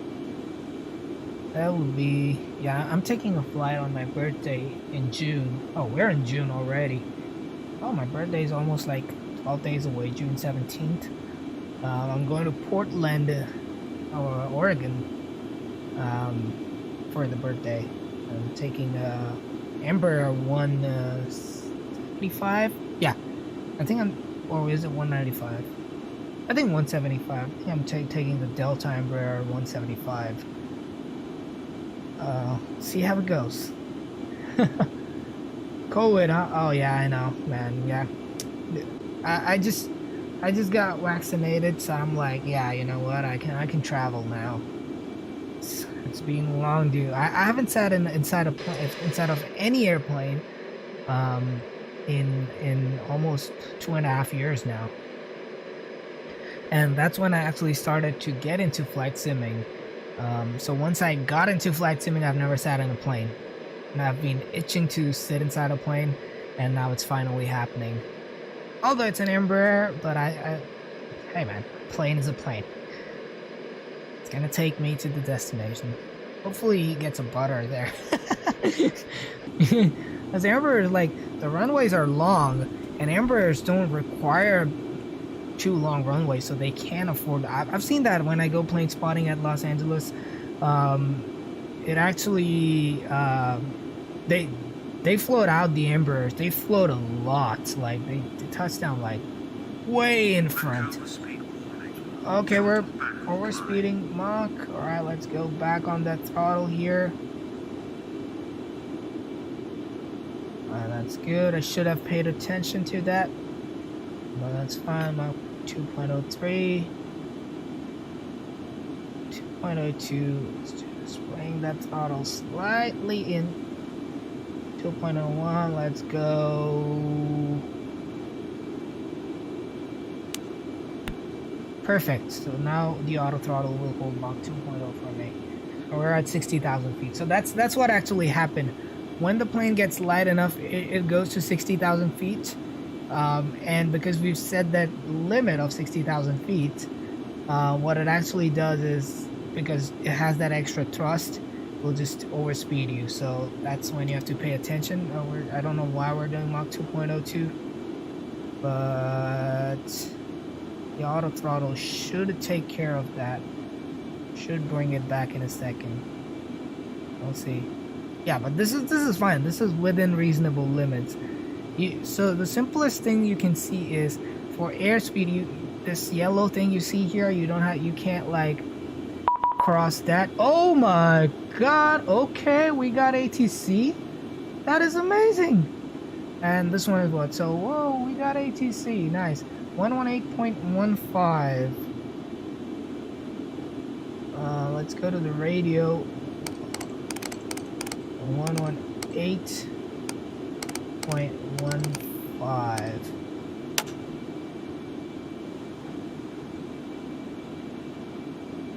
And good evening, Center. Clipper Concorde 1, 60,000, flight level 600 with you.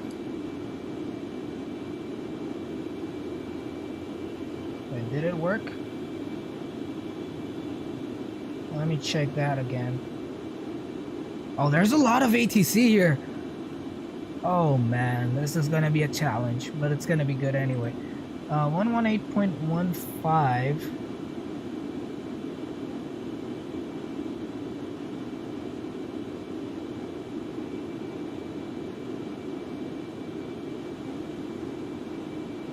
Good day, Center. Clipper Concorde 1, flight level 600.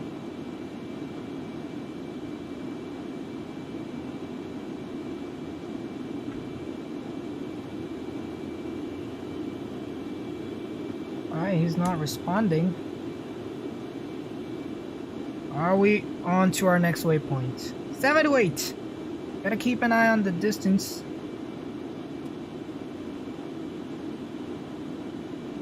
Easy there.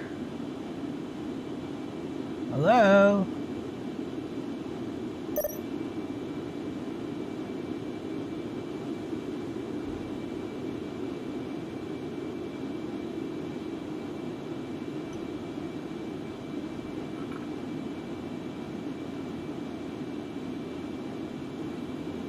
Alright, let's squawk 3502 here.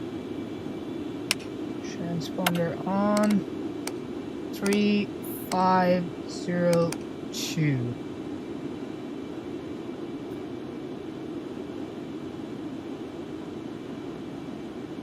We heard the other ATC. We did not change anything.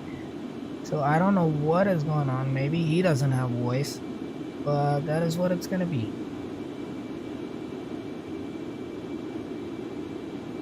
Hello?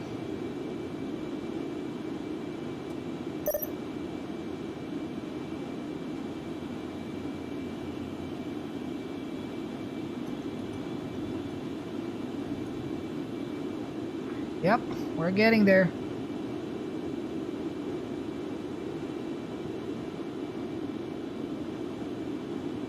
Alright, no worries. Sounds good, buddy. Sounds good. Elon Musk, hello, welcome aboard, my friend.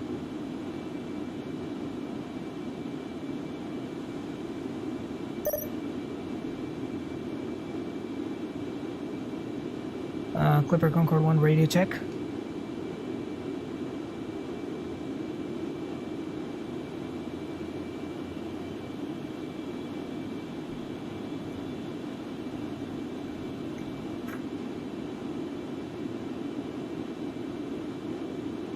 Why are we still oscillating?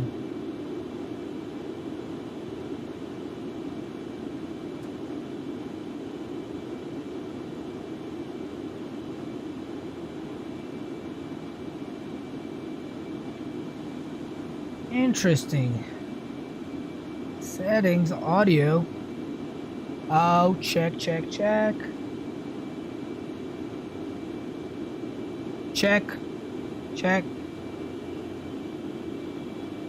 Alright, that's good. Clipper Concorde 1 radio check.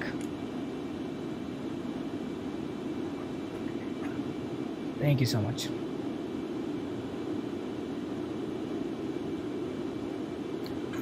Alright, so here we are. Keep an eye on the distance and the time. New York is bussing. Yeah, I mean, if we started late, we could have had like ATC probably most of the way. But here we are. At least we get some ATC here. And if this center covers Barbados, Bridgetown, then we'll get ATC throughout the landing. And this is the first time I'll be flying with the ATC, so it's gonna be very interesting. At least we don't have to vector ourselves on the arrival. That's an important thing.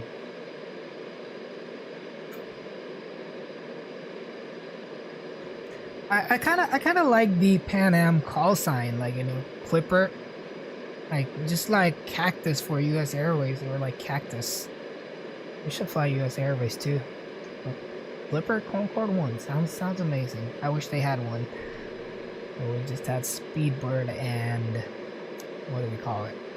Air France.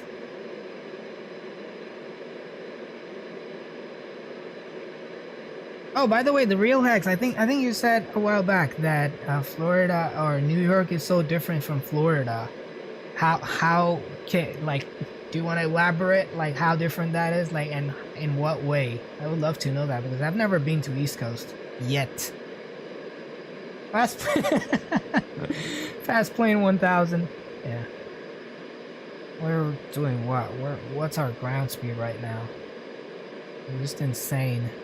1153 knots. On 141 miles. Now we're getting very close to our descent, and we'll get some ATC. We got some islands underneath, which we just passed at supersonic speed. Poor guys probably had their window shattered. Sorry about that, my friends. Well, we gotta go where we gotta go. Yeah, maybe you could do a routing that's like around these islands. Hey, who pays for extra fuel then? Alrighty, wonderful.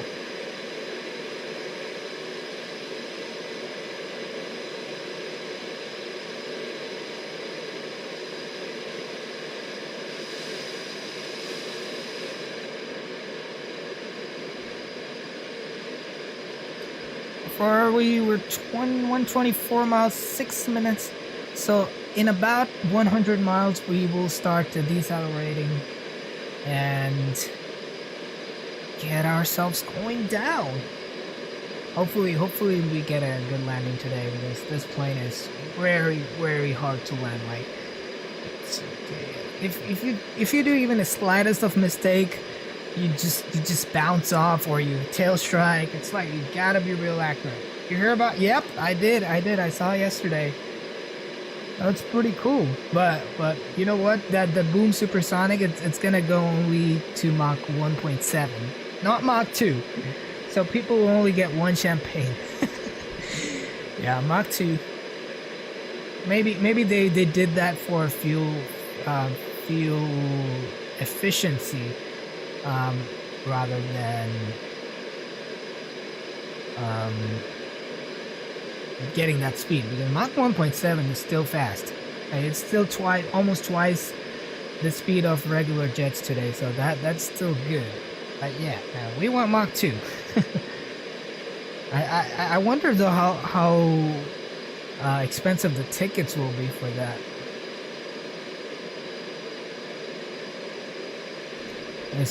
When Concorde retired, I think the tickets were like $1,200. I mean, it's a once in a lifetime experience. So if you have the money, you can actually just take one flight just to see how it feels like being supersonic. And if they get it, then it's gonna be awesome. It's gonna be awesome. But the ticket probably I would bet like $2,500 maybe.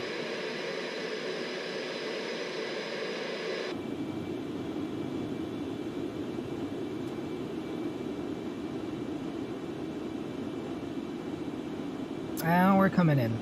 Let's get ready for that descent.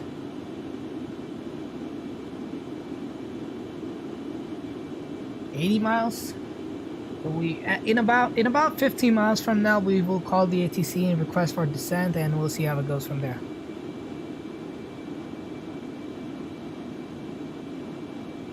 And just to set up my bugs, I'm just gonna keep it at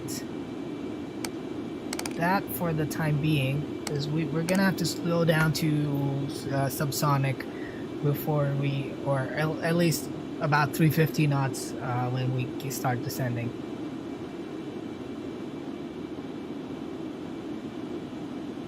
Ideally, it should give us the miles to the next destination on this one. Oh, that's why it's not doing that. I messed that up as well. Alright, so now it's at 65 miles, so we don't have to bring the INS up. And it should be fine.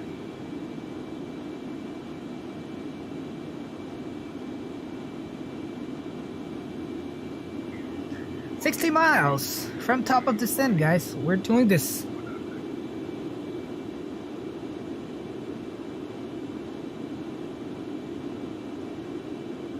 Nightbot takes a shower. Yeah, he does it like every few minutes and every few lines of chat. That's what they do.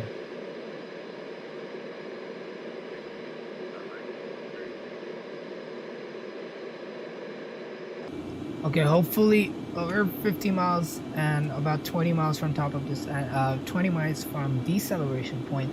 Hopefully you can get the clearance out before that. I hope ATC is audible. I wouldn't want it to be the same volume as my voice, but I just hoping it's audible.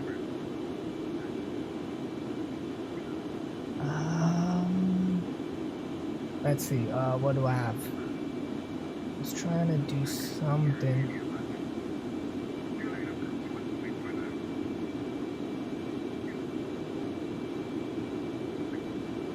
All right.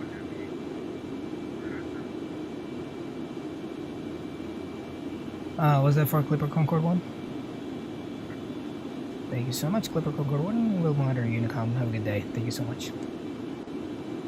Alright, so back to Unicom. Oh no! Here's some water, stay hydrated. Okay, so we don't have ATC at Barbados. What is... and we got 2 centers, so we may have some center. I actually got... I'm gonna check here. Oh, we're actually coming up on top of... we gotta have to slow this thing down. Auto throttle off.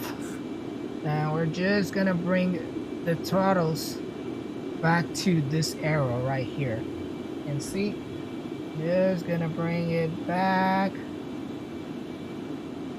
ever so slowly, and that's good enough.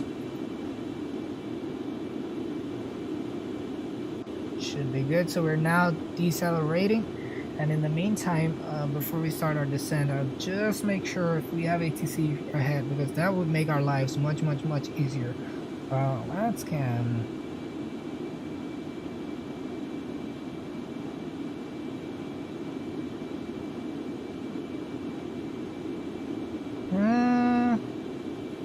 No, I don't think we have ATC. That's fine.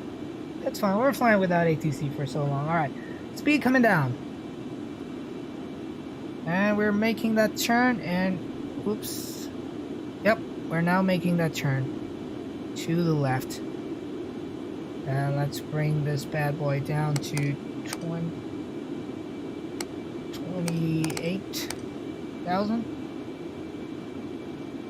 And we're gonna go alt-require vertical speed.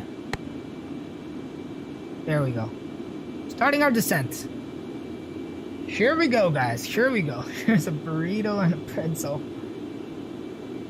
Oh, you guys are making me hungry now. But we're coming down. Oh boy. Alright. Ladies and gentlemen, we are starting our descent right now. Make sure you have your seatbelts fastened now. We'll be on the ground very shortly. I hope you had fun being supersonic. We'll be decelerating to subsonic at some point during the descent. Hope you enjoyed the flight, and we'll see you down on the ground. There we go. 24,000 kilograms remaining. So we should be good. We should be good. Right, 3. And now I'm just gonna go auto throttle and have it maintain. Actually, you know what? Let's just increase that descent rate now.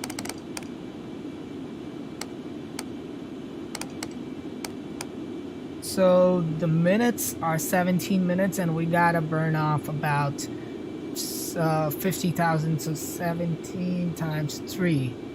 I'm just gonna go ahead and do here at about 3,000 feet per minute on that descent, and we'll slow this bad boy down to 350, get the auto throttle going, IS acquire, and we'll take us back to 350 knots. 350 knots on the descent here. 17 minutes. Yep. And maybe just a little vectoring will take a little bit more, but yeah, we're getting there. This is the last chance. Get your drinks, get your food. We are descending here. As you can see, we're slowly coming off of Mach, and now we'll be going 1.3, and the ramps will have started to come back on, which is right here. As you can see, the ramps are now starting to move back. Interesting.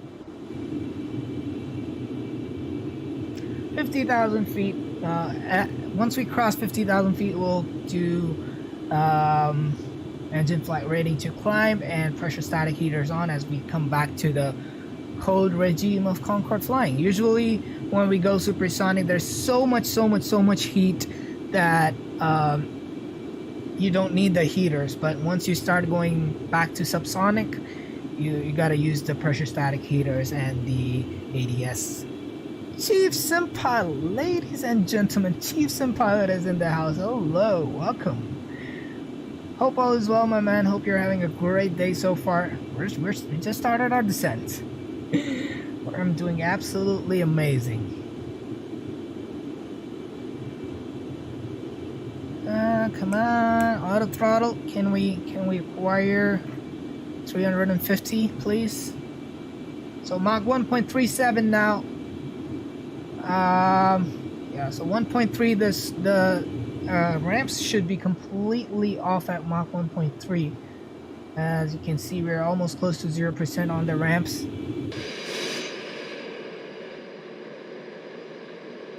Look at that. The ramps are now closing. Back to subsonic.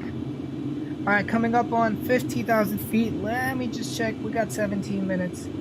That is more than enough on that descent rate. That's how you plan your descents. You get the number of minutes to your destination, and then you divide it by vertical speed, and you divide it by the feet per minute to get your vertical speed. So 17 times 3 is 51. Is it?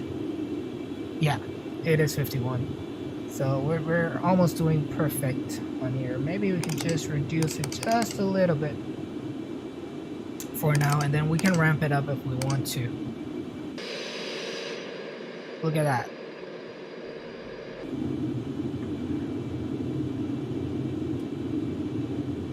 Alright, Mach 1.3 is crossed. Let's check our ramps if they are fine. Usually the engineer does it for you.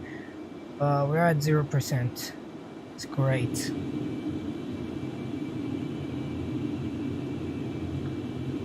And we are about 206 miles from our destination. Oh no, sorry, that's the other one. So we're gonna go ahead and set up the ILS frequencies here, which is 110.1.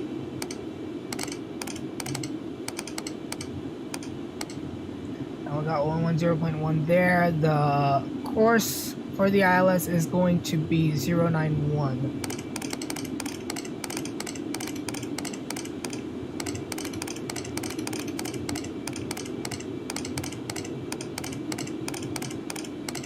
just gonna use a shortcut on the next one. 091 and 091. There we go. Just making sure we are on the correct heading for now. Useful for vectoring ourselves. Oh, I just realized that I never brought back the music.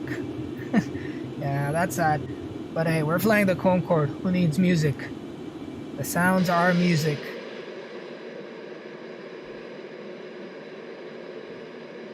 I just got too excited of getting ATC, but then it all reversed once we have to go back on Honeycomb.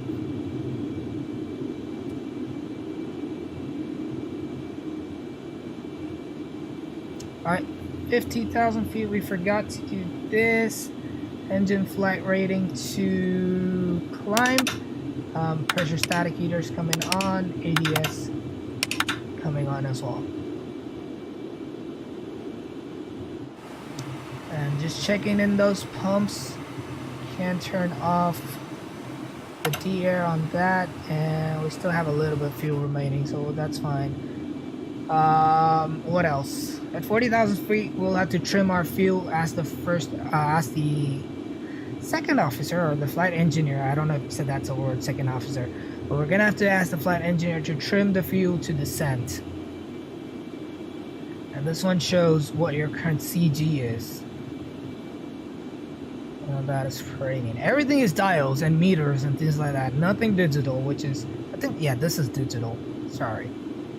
But except the DME, I don't see, and the SIVA, or maybe there's a lot that is digital. I don't know. I'm just kidding. Don't take me seriously.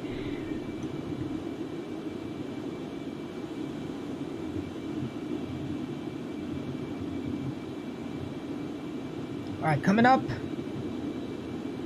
At 40,000 feet.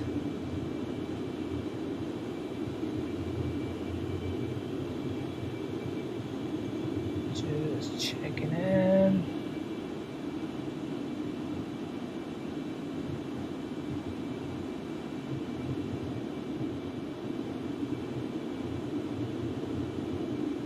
There we go. Alright. 40,000 feet. Engineer, please trim the fuel to descent.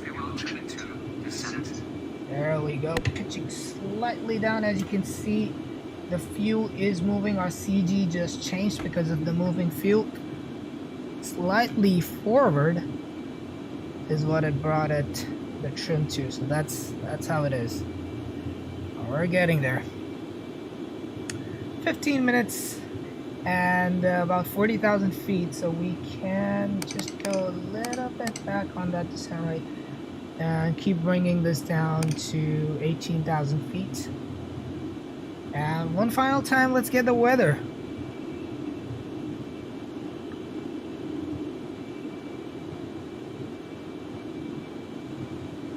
Just waiting for it. Alright, the weather, QNH 1014. And we got 100 at 19, so that's good. So 1014 and 1014. 29906 is what it is here. Let's just get that. Alright, that's good. Alrighty.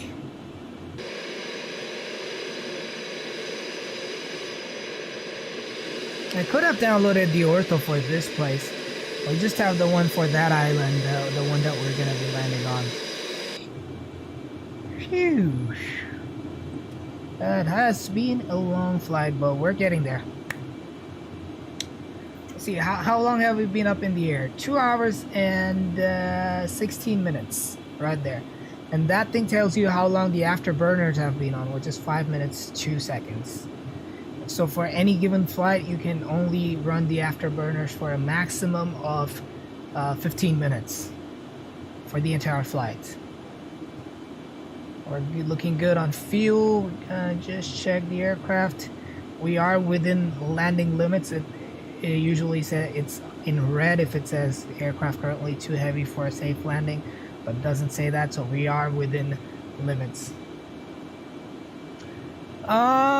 I see A380s parked and stored for Qantas at LAX. There's quite a few of them, but I haven't yet like since I started going plane spotting, I haven't seen an A380 yet. I don't think they still use it as much. Gemini Jet 777, man, welcome back. Hope your vaccine was all good, and hope you're feeling well. Did you get the Moderna or the Pfizer one?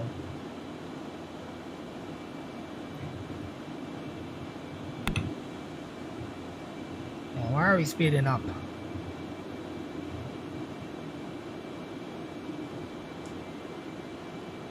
Yeah, just keep it at 350 knots. That's what we want. Alrighty. Still, what? It says still 15 more minutes? Oh, maybe because of the speed. I'm just gonna go back a little to reduce our descent rate to 2,000 feet per minute. Wonderful, man, wonderful. Hope you're feeling okay, man. Hope all is well so far. Oh, what's that? 350 knots. True, my man. Welcome aboard. How are we doing this Saturday, man? We're getting there. We're doing amazing, man. Hope all is well with you, man. How you doing? We're having a great day so far. Ow. Nice to see you, man. We're 131 miles away from our destination. And we are at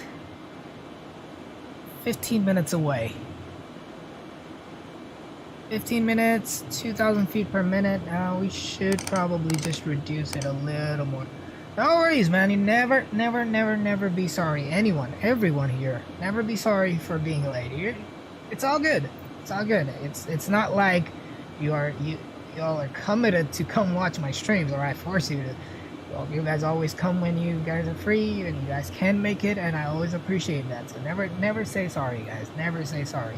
Even if you're here after the stream is over, just if you leave a comment, never say sorry. Just say, I missed it, and break flight maybe. Alrighty, ground speed coming back down, 521 knots. That's probably the reason why we are that number keeps rising. 27,000 feet. We got the altimeter set. There's no auto brakes on this plane, so the rule is full reversers until you hit 100 knots, and after 100 knots you start manual braking. You do not start manual braking before that, no matter what happens, otherwise you'll just burn your brakes. So remember that, guys. Remember that. Never apply manual brakes. Even if you're landing on a short runway, let the reversers do their thing, and then apply full manual brakes. Because otherwise, it's gonna be bad. We got some carbon brakes on this one, so they don't get that hot. Oh, looks like we're gonna have a sunset arrival, I guess. We'll see how it goes. We timed it perfectly. We'll get a sunset arrival. 25,000 feet now. We're back flying in the normal altitudes. And if we look far away, we're right here. Coming in. Heading bug is still aligned.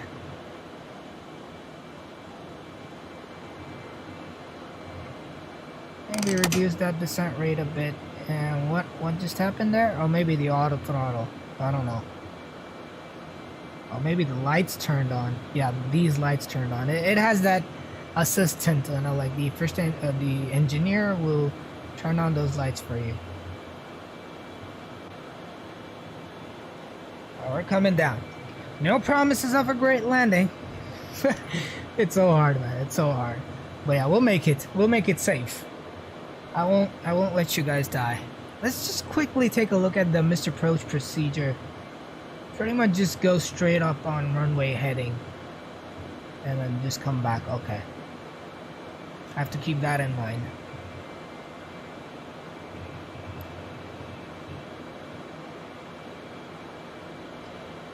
Alright, 23,000 feet. Ground speed is reducing further because altitude directly affects true airspeed, which then affects the ground speed.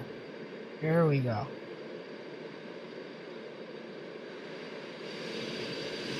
I can predict the future. You'll get a negative 152. Let's see. Let's see if we get that. We may end up getting a firm landing, but we'll see. You'll see it's really hard, very sensitive on the throttles, and if you raise the throttles, the speed goes up quickly. You have to like do the throttle pitch adjustment really low on this one. 111.1. We're still coming down. 12 minutes remaining. We can continue the descent to 10,000 feet now.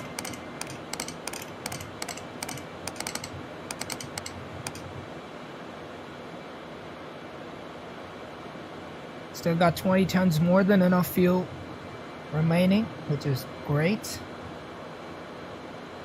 Hopefully that is enough go around fuel if we have to go around, because remember we're on Vatsim, uncontrolled.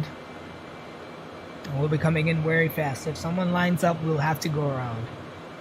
And I've never done that before on this plane.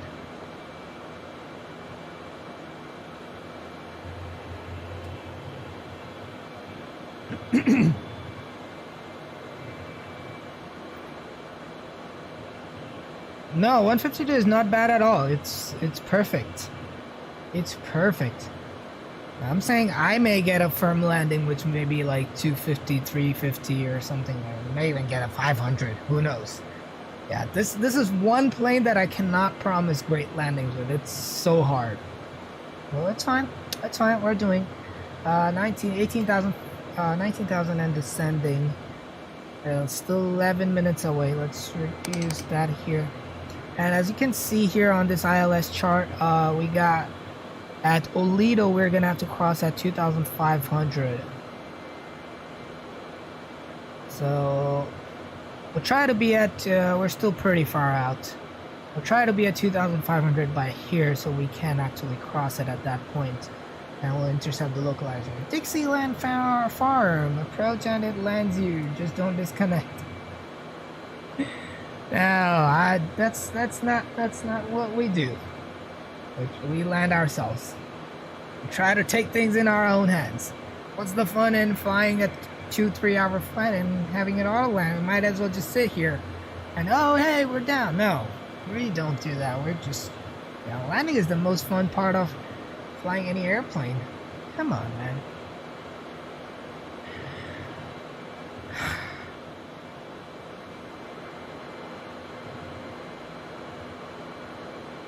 I still need to teach you the dual controls on a prop plane. Oh yeah, definitely.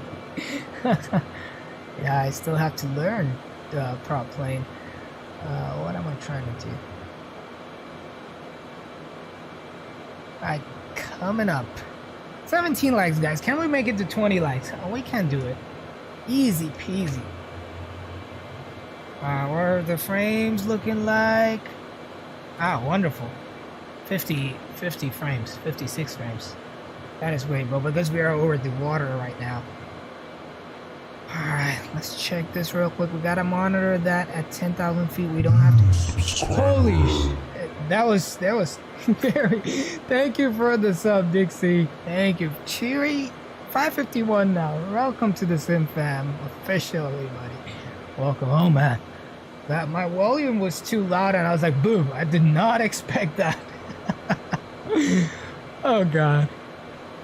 551 and 18 likes, guys. I know it's you, Chris. I know it's you. Oh man, you scared me. That subscriber notification was like out of nowhere. I gotta turn it down on my end. Let's bring up the camera here. We're 10 miles away. We gotta continue that descent here. Let's bring the speed down to about 320 knots for now. Go there. And just quickly gonna, what was I gonna do? Gonna do something. I forgot. Completely forgot. T-Mac, hello, welcome aboard. RNMJ, welcome back. Yeah, you guys are probably back to see a bad landing here. I don't know. It can be so bad. Just reducing that descent rate for now. And at 10,000 feet, we will go back to 250 knots. We're just, how far are we? It says, oh, sorry, that's not 10 miles. We're 16 miles away. That's good. Room looks like new. And that you took pretty long. You'll grease it if you don't forget fuel trim and engine rating. Yeah, I don't forget that, but I don't grease. I don't do it that often. It's hard to grease this plane, but yeah, we got a checklist going on. We got the fuel trim to descend already, 10,000 feet. Let's set the ILS, which we already have, and engine control schedule will go to approach. Coming down on that speed, we're coming up 13,000 feet, 3,000 more feet to go. And coming up on the clouds, what's the temperature like? Nightbot. Oh, the temperature's great, so I don't have to worry about de-icing. Actually, you know what? I'm just gonna do it. For now. Just don't want to ruin this entire flight. And you can hear the de-ice happening right now. Just remind me to turn that off for performance. Let's go down to 270 knots.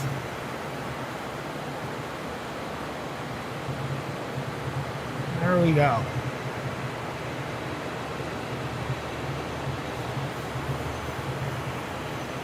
$52 more miles to go. We're way too down for that kind of altitude. Let's just bring that down to about like 1,000 feet per minute.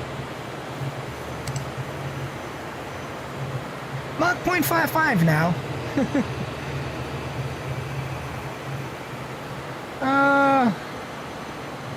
I was consistent with my landing on trip yesterday. Nice. Pretty good. If Sinjai was a thing, I would get that award for consistency. Yep. Alright, coming up on 270, we gotta bring her down to 247. Let's do 248. Okay, that's fine. I'm just gonna reduce that descent rate before, so we don't bust that altitude requirement. And we're down to 250. Let's continue here. Let's go. Landing lights on, taxi on. There's another set of landing lights, but it's already way too much. The lights are overpowered. Here we go. 245 on the speed, doing perfectly fine. Alright, 10,000 feet. We gotta go. Engine control schedule to approach. Just making sure we have engine rating mode. Engine rating mode. Wait, I don't have that on my checklist. Do we do this on takeoff? I think you do. I think you do. 20 tons of fuel, that's good. Let's see how far we are. We can actually continue to go down here to 4,000 feet. All to require vertical speed. Now let's get there. And we're just gonna get a little bit of that. Shoot the snoot. Did you turn off auto ignition? Yep, I did. I don't need it. I don't need it.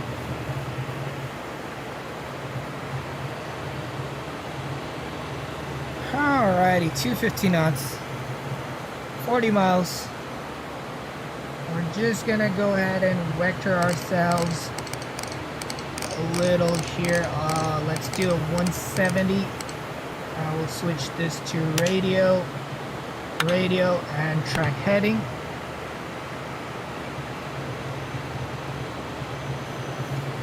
Droop snoop. So the snoop would droop. The snoop. Yep.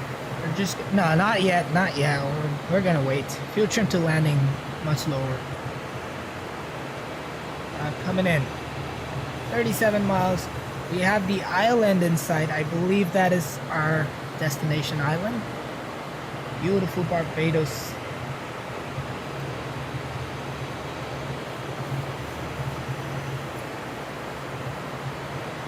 Do I have the flight controls cam on?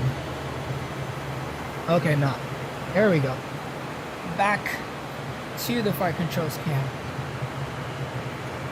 Because that it trims immediately, which is nowhere. Yeah, that's the thing. But they've improved it. It used to go all haywire before, but now it doesn't do that. So that is good. It's probably doesn't take as long, but still takes long enough to not mess up the airplane. 4,000 feet here. Let's reduce it up to our final one, which is 2,500 for ILS interception. There we go. Let's just go a little bit more on that right turn. The runway is right there somewhere. Have we turned on our lights? Yes, we have. I think we're clear of clouds. So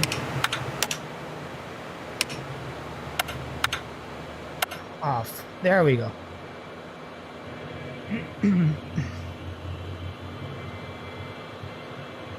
250 knots. We're doing good.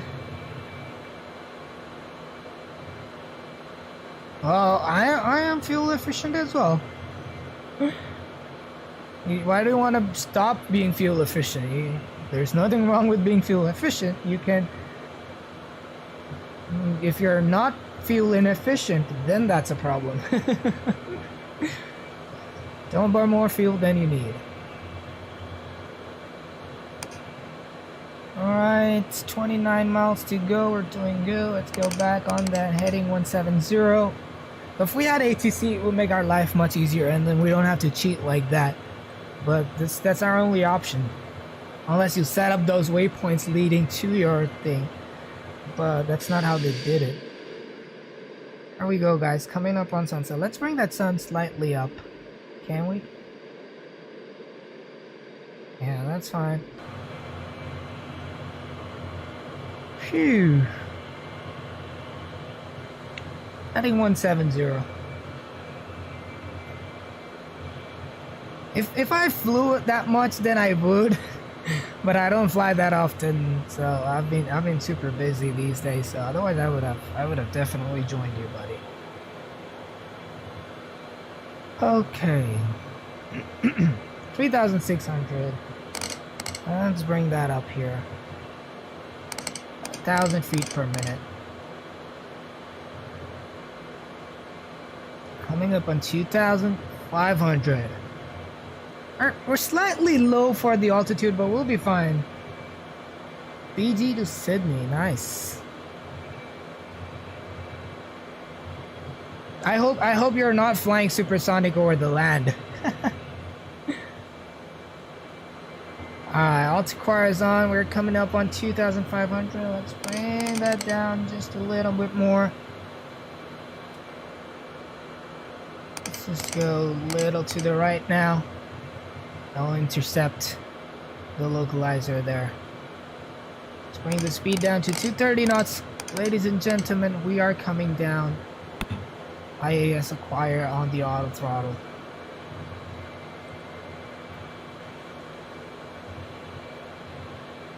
Thing is, no, a big no to supersonic speed. Yeah, Mach 0.95. Okay, yeah, that's fine. What is Armchair pilot, which is not a real, who is not a real pilot, but sits on the simulators on a chair. That's a slang for sim pilots. It's Armchair pilot. That is what it is, buddy. Well, welcome to the stream. Alright, sorry. We have the airport in sight right there. Just making sure here. Come up well. 230 knots. We'll be landing at about 180 nautical miles. Yeah, it's a thing. It's a slang. And I know not everyone likes it, but Dixieland From says I love it. And, you know, I can't say real 737 pilot live or something like that because I'm not.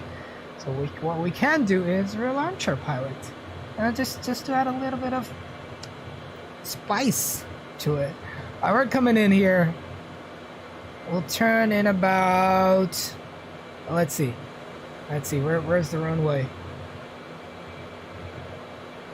I think it's right here. That's our runway.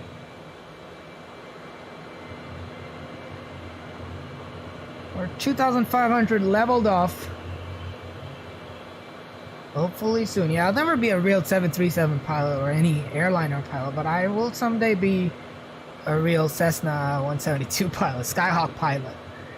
Let's start making that turn here. CDAV logs hello, welcome. What's going on, buddy? Hope all is well. 551, yep, absolutely. We beat our goal for today, which is wonderful. Thanks to all of you guys who just came here and hang out.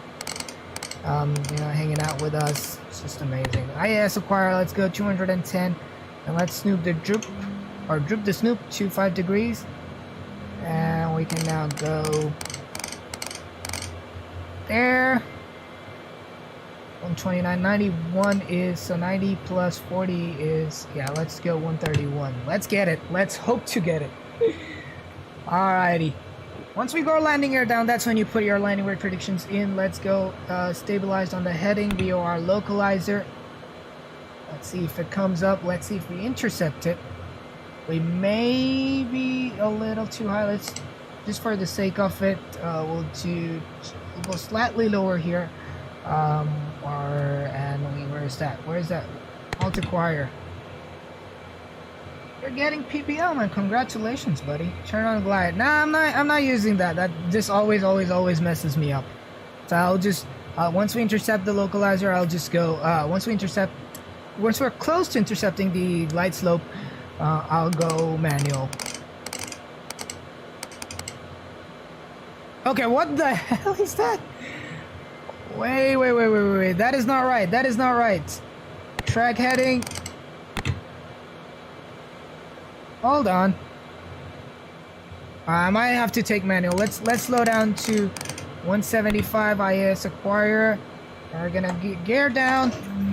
Get your landing gear predictions in. Let's see if we can fix this here. Let's go 131 on that.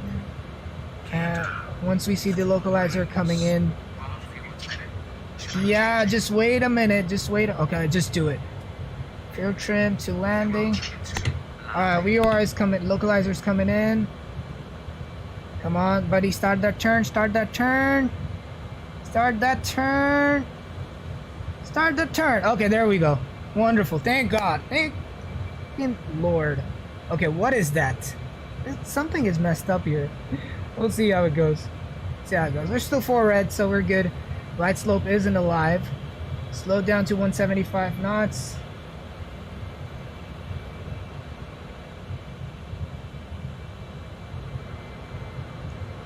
Alright, coming back. Capturing the localizer. Wonderful.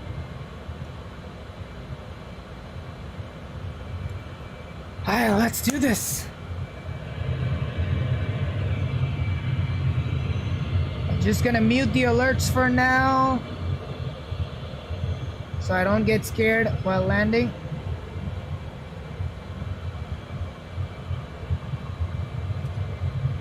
Alright, there we go. Coming up. Let's go. Flight directors off. Auto throttle. Autopilot off. And let's start the descent here.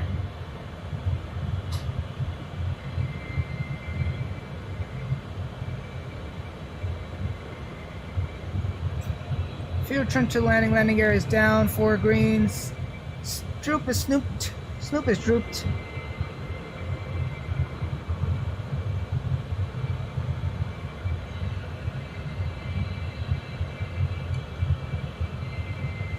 Just try to maintain 175 to 185 knots. Don't want to go lower than that.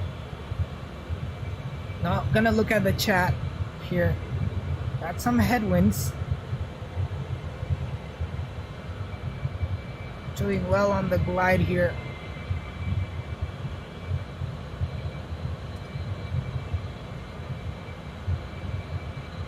Increase that throttle just a little bit and bring it back.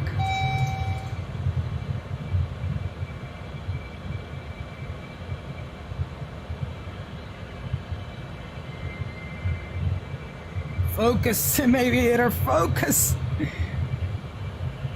Doing great on the glide slope for a change.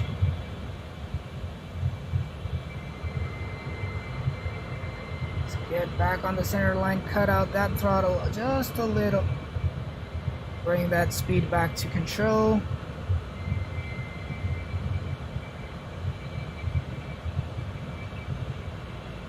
Slightly low on the glide, and I will take that or anything else.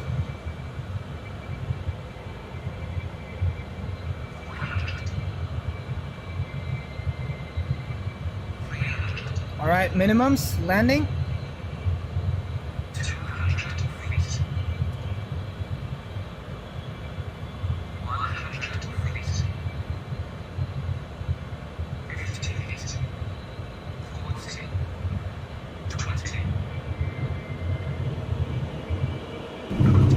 There it is, I'll take that. And derotate, reversers. Woo! We made it! Hear those reversers! Holy moly jolly! Oh, we're coming down on speed. No braking so far. 100 knots. Start braking now. Ladies and gentlemen, reversers off. Welcome to Barbados. Just gonna roll out here. Oh man, I forgot my Unicom calls in all that pressure. Oh, we'll just continue going and go the end of there. Oh my god, we did it. That was great. I loved it. Wow. We're trying to get out on that, but the deceleration took just a little bit longer. Oh my god, let's bring the nose up here to 5 degrees. Woo, we made it. Wow, that was worth it. That was absolutely worth it. And Barbados traffic, Clipper, Concorde 1, cleared runway 09. I should have made my Unicom calls, but that's fine. I forgot. Shouldn't have been done, but this plane is... Alrighty. Here we go. Let's get rid of those landing lights here. Keep up with the taxi lights. Woo! Chief says I'd never fly this. Thank you guys. That was second. Arnold J1, wonderful. We should do like a shared cockpit in the Concorde. I don't even know if it works well, but look at the perfect timing to come out on this. It's like half sun. We landed with half sun. That is like just amazing. Half sun is set. I wish I had XNYRO, but got XNBians Pro coming soon.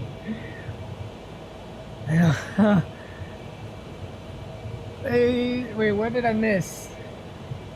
Drewstan, Beluga, then Concorde. I never say never, but did you see all that work? Yeah, it is very mind-numbing. Yoke KMCO giveaway.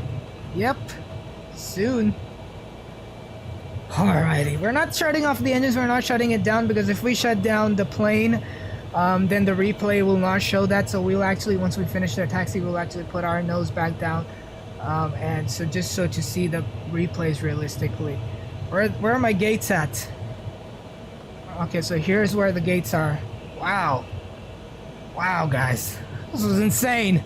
Loved it. It was nowhere bad, but I'm glad we got a decent landing rate on the Concorde. Not trying to get a butter, not trying to get a greasy peasy there on that one. But where's the terminal? We'll park. Okay, he's a real airplane. Okay, he should probably start moving. Or can't we? We don't need too much space. We'll just squeeze in. We're just like a tiny little plane.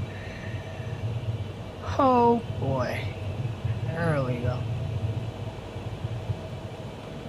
There's quite a bunch of deltas here. It's interesting. Okay, so he's on that line, so I'll probably have to cross him. Is he a real plane though? I think he's a real plane. Okay, yeah, just get rid of all that.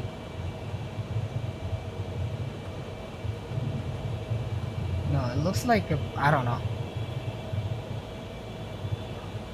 Just go ahead and park here. Whew. Ladies and gentlemen, welcome to Barbados. Enjoy your vacation here.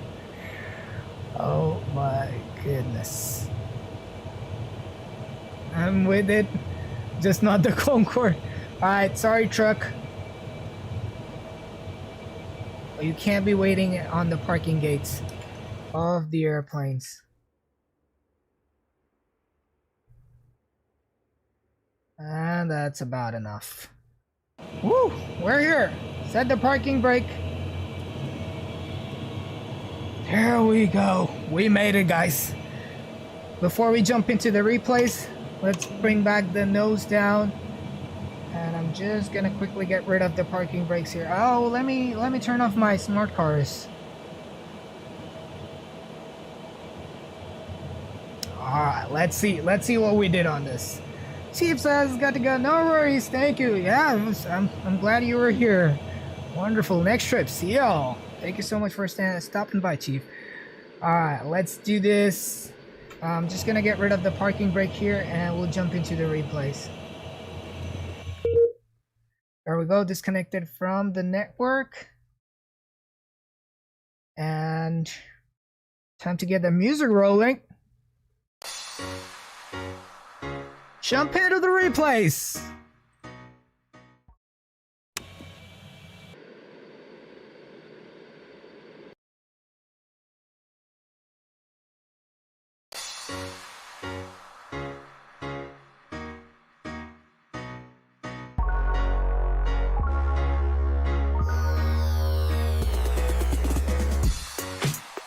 Here we go, ready to rock and roll. Let's go back. Watch the landing coming in. Look at that sunset. Oh my god, look at that. That's a gorgeous screenshot there. Oh man, let's see how we did there. And yep, that's good. And we made it derotating, coming, nose down. Ooh, that was good. That was absolutely good, guys. Whoa. Let's watch what you guys had to see here on this one. Can we go to like the other window here real quick? But actually, because we want to see the sunset here. Let's play that. Look at that sky. Can we see the sun by any chance? No, we can't.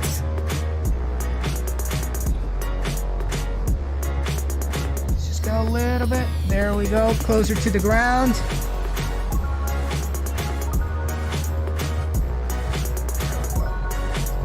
How much was the float though? Nice. Pretty firm. Look at those vibrations. Holy crap. You can see the reversers in action right now. These are what it is. Let's go to a little runway view here.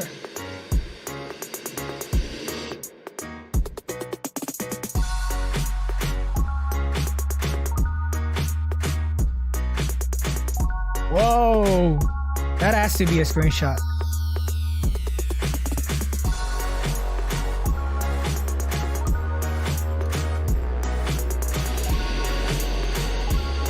Watch it. Look at that nose-eye attitude here. Oh, nice. No float at all. That is cool. Wonderful. Little bit off on the center line, but I'll take it. I will absolutely take it. All right, coming up on our favorites, the tower view. Let's watch that coming in.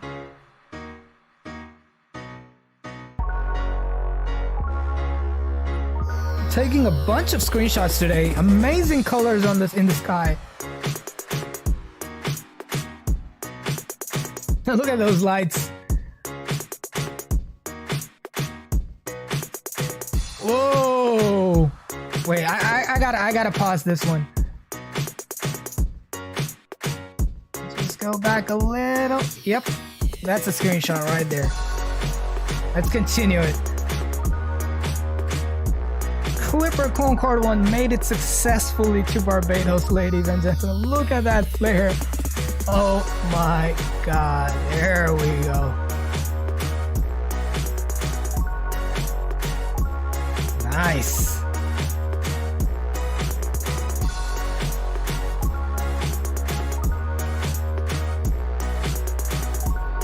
Ladies and gentlemen, that is gonna be it for today's stream. Thank you so much to everyone who stopped by on the channel. Really appreciate the support, and I hope you guys had an amazing stream. It was definitely a banger of a stream, and I'm so thankful for you guys to come and hang out with us here today.